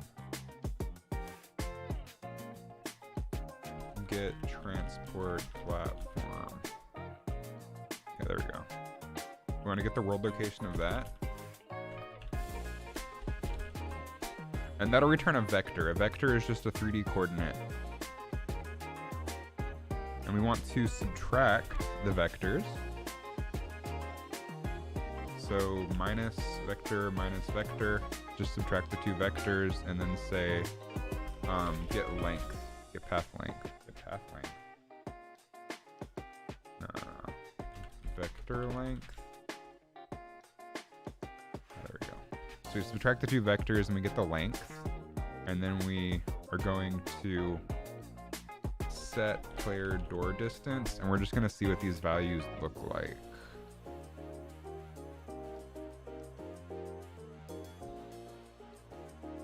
So we need to pay attention to the map and see when a transition segment comes up, just so we can pause and click on it. It did expose that, right? It did.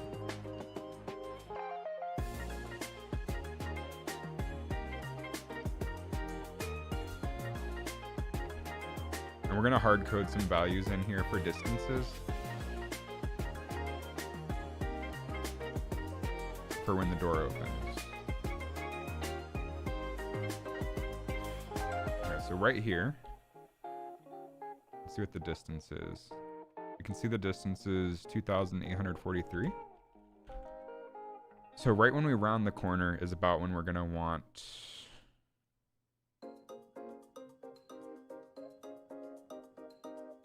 Okay, why is the distance not updating though?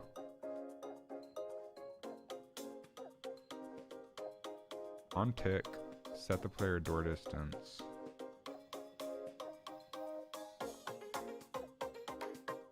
That should be updating.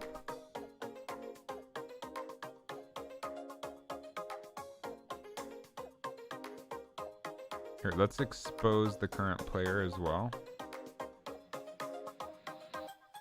That should be updating in real time.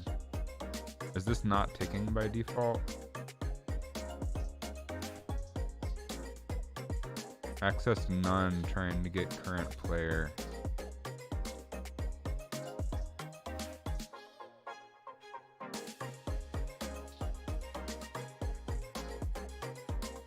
So we do nothing. Okay, so we do nothing on begin play on the transition base, I believe. Probably skip that, and then we can just test again.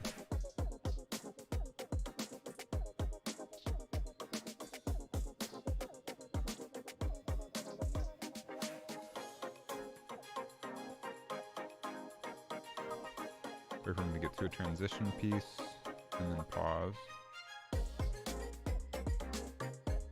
And we should be able to see the current player as well now when it gets there.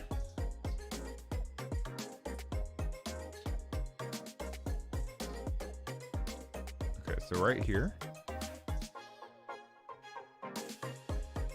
Do I not have the current player exposed? I do not. Is that updating now though? It is also not, which means we're gonna stop and we're gonna get some errors. Why are we getting none? Get player pawn. We cast to TPT player pawn.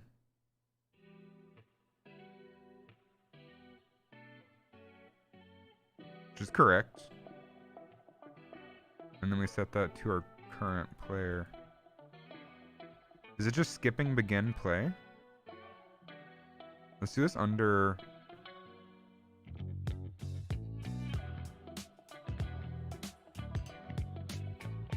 Let's do this under construction script.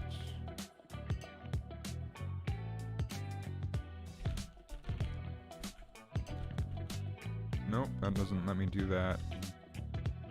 Under construction script. Okay.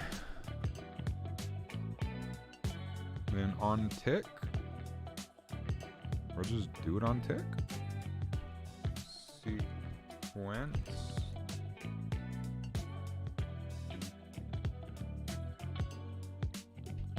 Do once.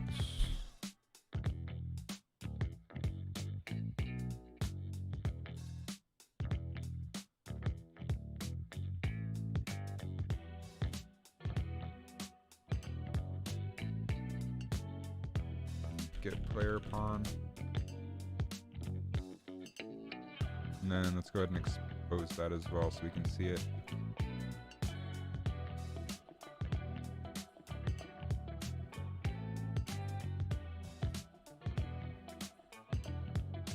So now, if we look at our player pawn, pay attention to when we get a transition here and pause.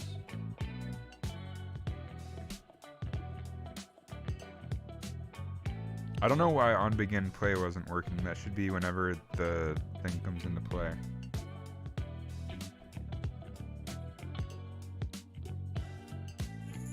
Okay, so current player none.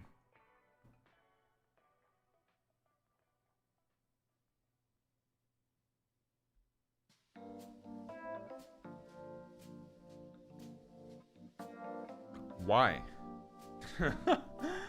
We get the player pawn.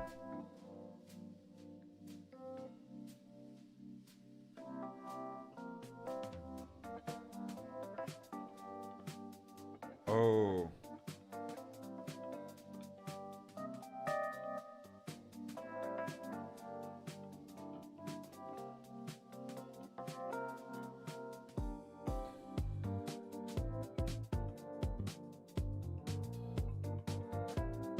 We're doing simulate, there is no player pawn. Motherfucker. Yeah. Shut your yap hole. So begin play was fine. We just have to do an actual play test rather than a simulate.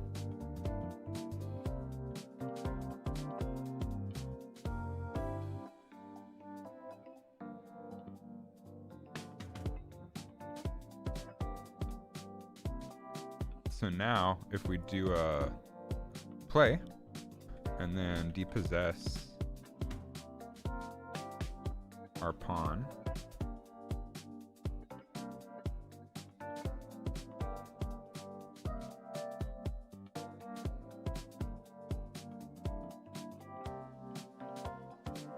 now it should have it.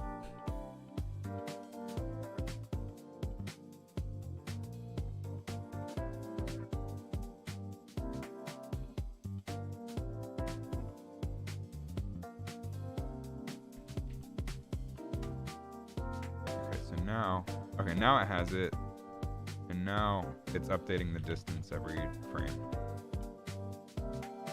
So we'll say from 7:15, because that's when you're like right around the corner. So 7:15 to, let's say the door is completely open right around like 200. Okay.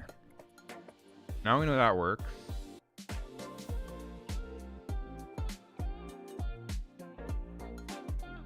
So then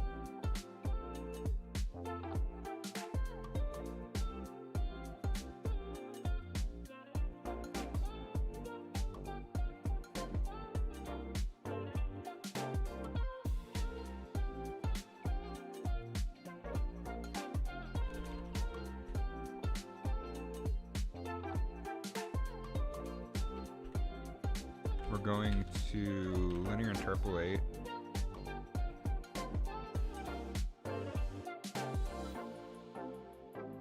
from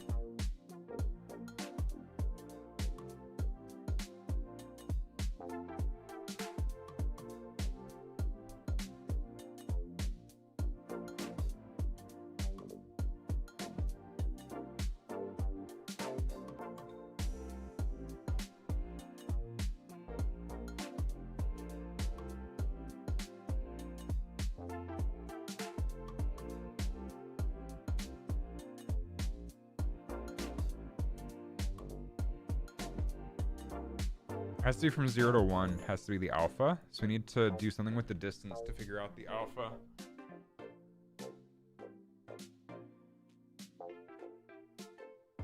Say 720. These are distances we use, 720 to 200.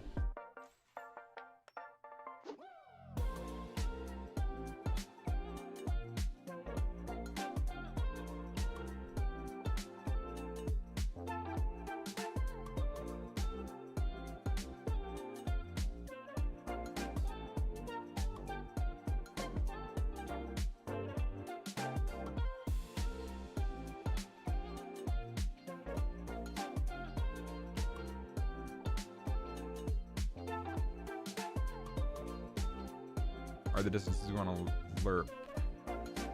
So we want 200 to equal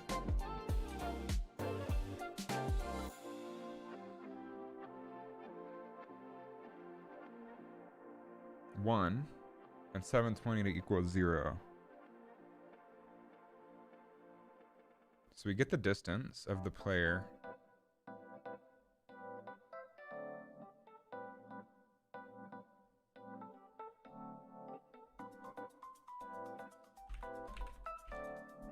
We're gonna learn vectors for the for the local location of these doors.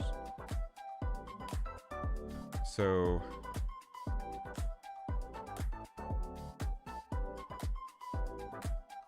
we want door left starting location, door left start loc,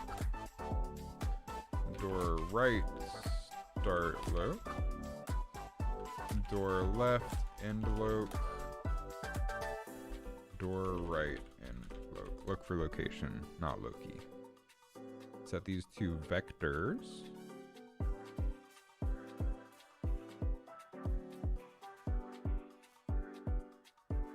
And then we want to see what those locations should be. So starting location should be 0, 0, 0. And then minus 9.1 for the right one. So door right starting location is going to be minus 9.1.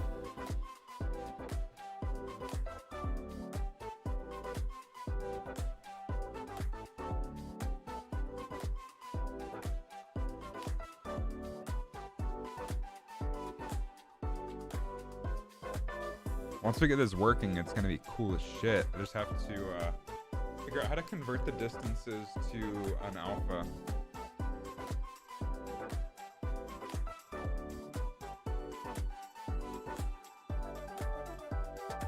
Could divide by 720.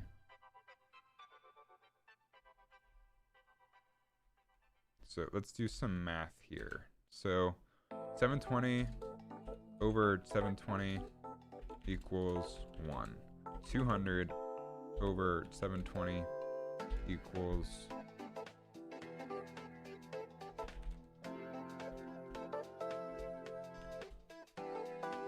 0.5. 1.27.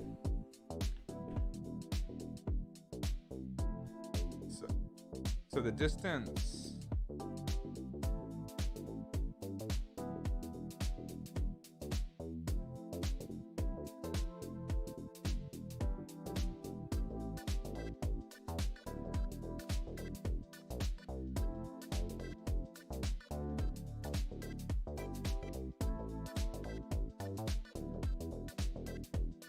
we don't want to care about the up and down value,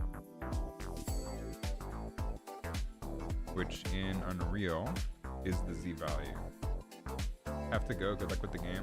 Thanks, dude. Hope you have a good night. Thanks for hanging out. So Z location we don't care about.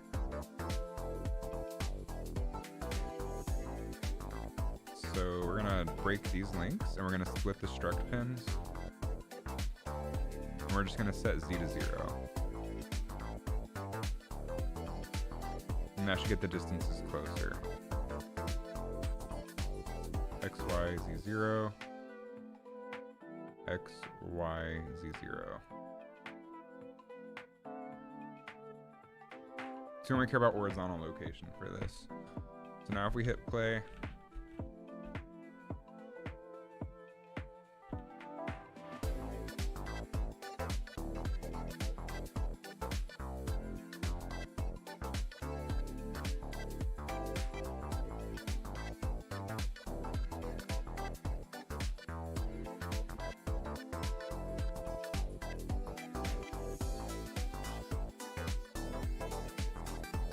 for it to get to a transition. I should really mess with the random segments for this test. Alright, right here. That distance is 736.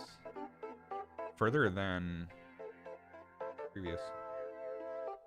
736.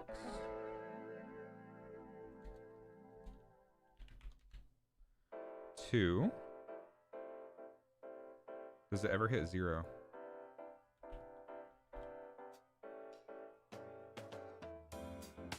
It does.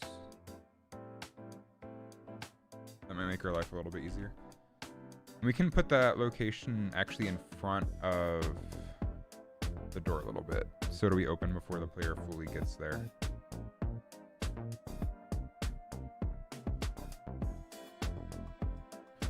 So it is already in front of the door a little bit.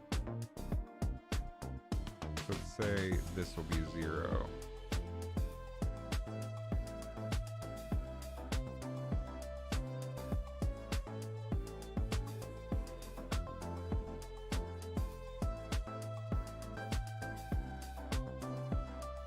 Okay.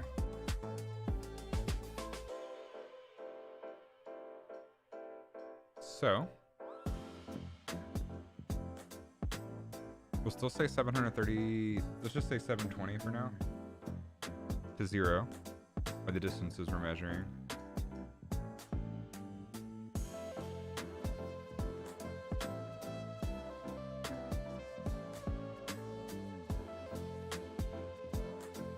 So that's the player door distance, and then we want to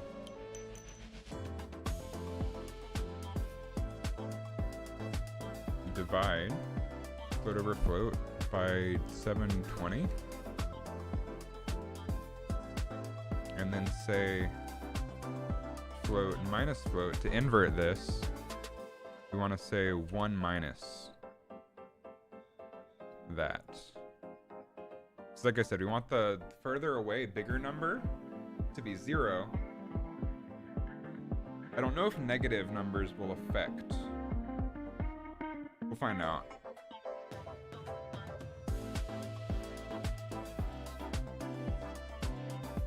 Oh, easy. We can just say branch is player door distance less than 720.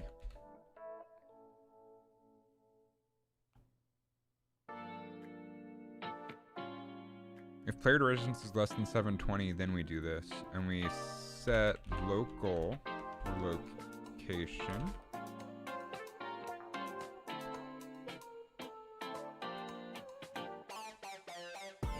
of the doors.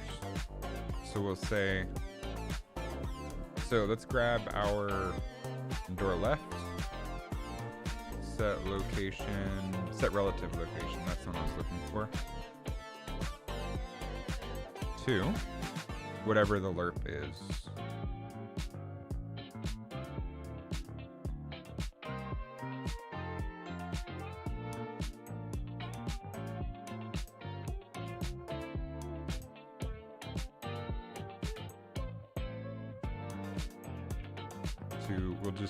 We'll break this just to be cleaner.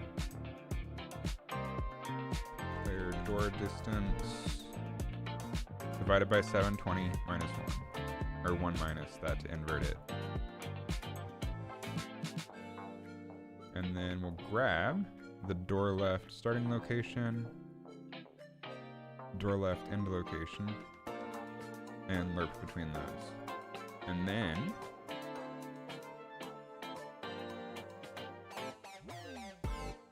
we just need to set the end location and we can test this to see if it works. It should work. So left door, the ending location, somewhere around here.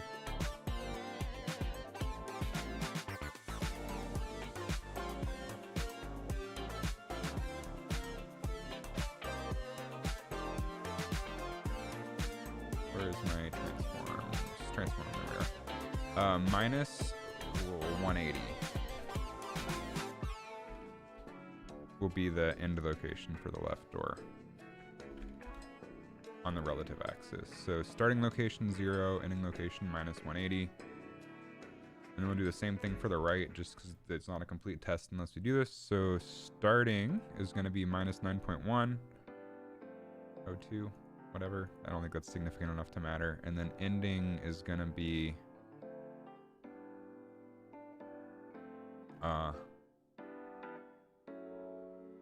154, 155 for 155 is fine.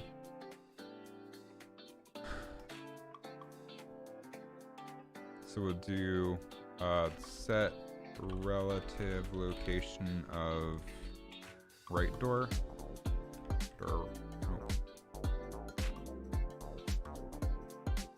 Set relative location of door right.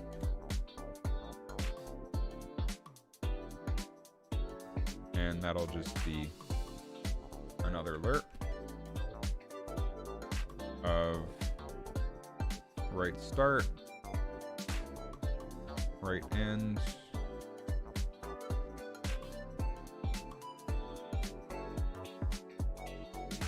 so then the door should open and close based on the player distance.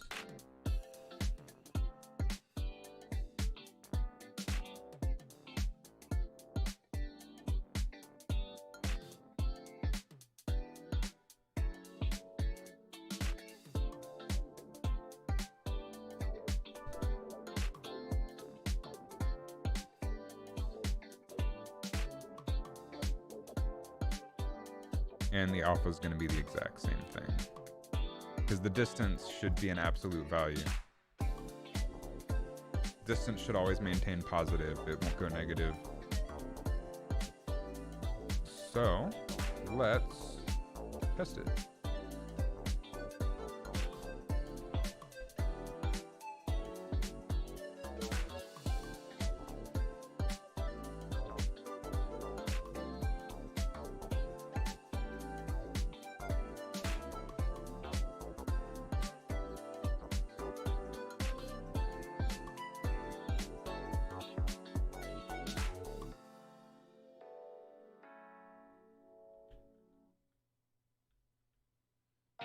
Going.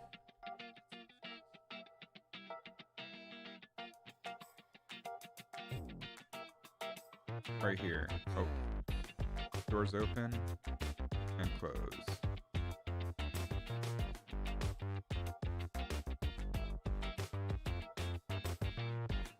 Now he's going faster.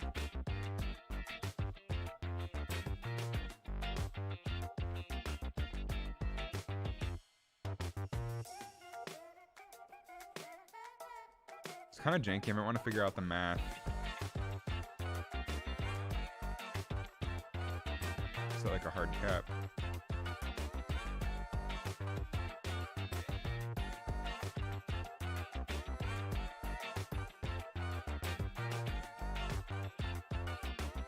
Oh, I didn't set the end location. That's why that wasn't working. I said this was like 150 something, right? 155.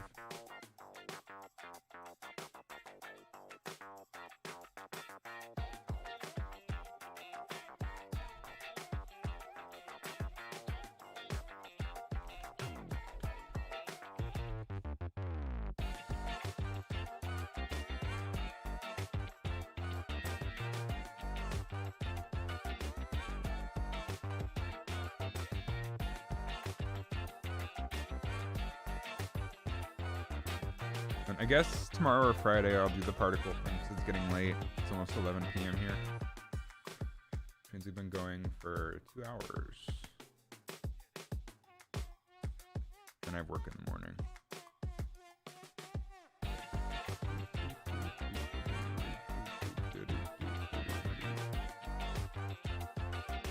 Okay. Oh wait, doors open and close. Let's test this out in VR to see what it looks like. I'm gonna turn off the chat for this part, just so I can use this as like a clip for Twitter. Turn off YouTube chat and other source. And I'll turn off the main camera as well.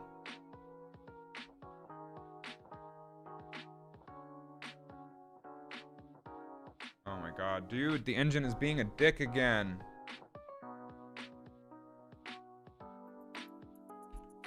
God damn it, every time. Dude, 4.27 is buggy as fuck.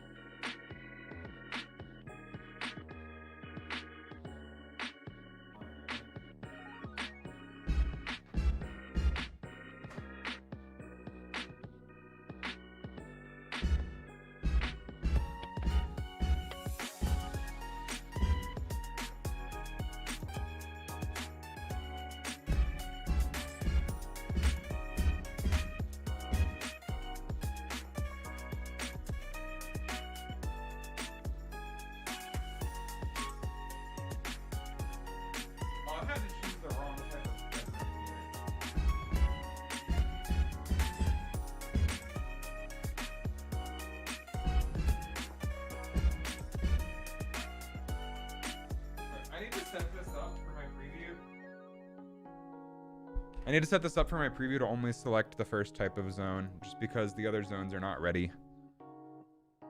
So, where does it choose the zone? Pick zone type. Only the first one. And then the speed up will only do 0.5.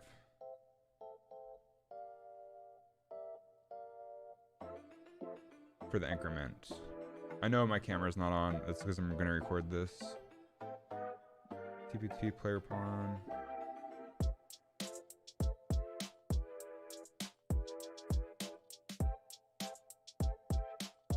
Speed increment.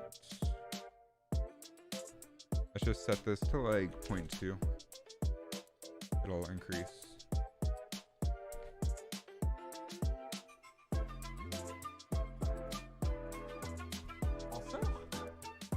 For the sake of cropping this, I'm gonna move my camera up.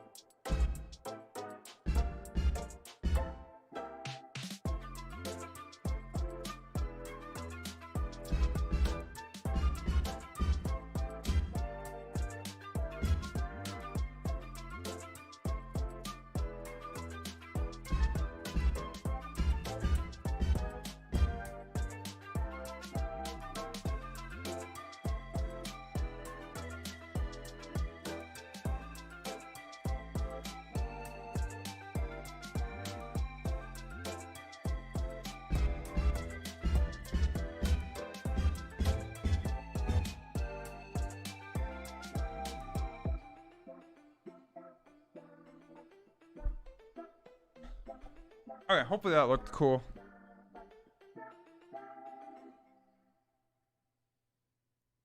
Enough to use for a second a day thing. I think I'm gonna end the stream right there. Oh, cool. The chat is updated properly. So I'm gonna end the stream right there, because it is close to bedtime for me. So hope you all have a fantastic night. Thanks for hanging out, those of you that did. I know this isn't everybody's cup of tea. I'll be back maybe tomorrow, depending on whether I go play Magic or not, but probably Friday. So peace.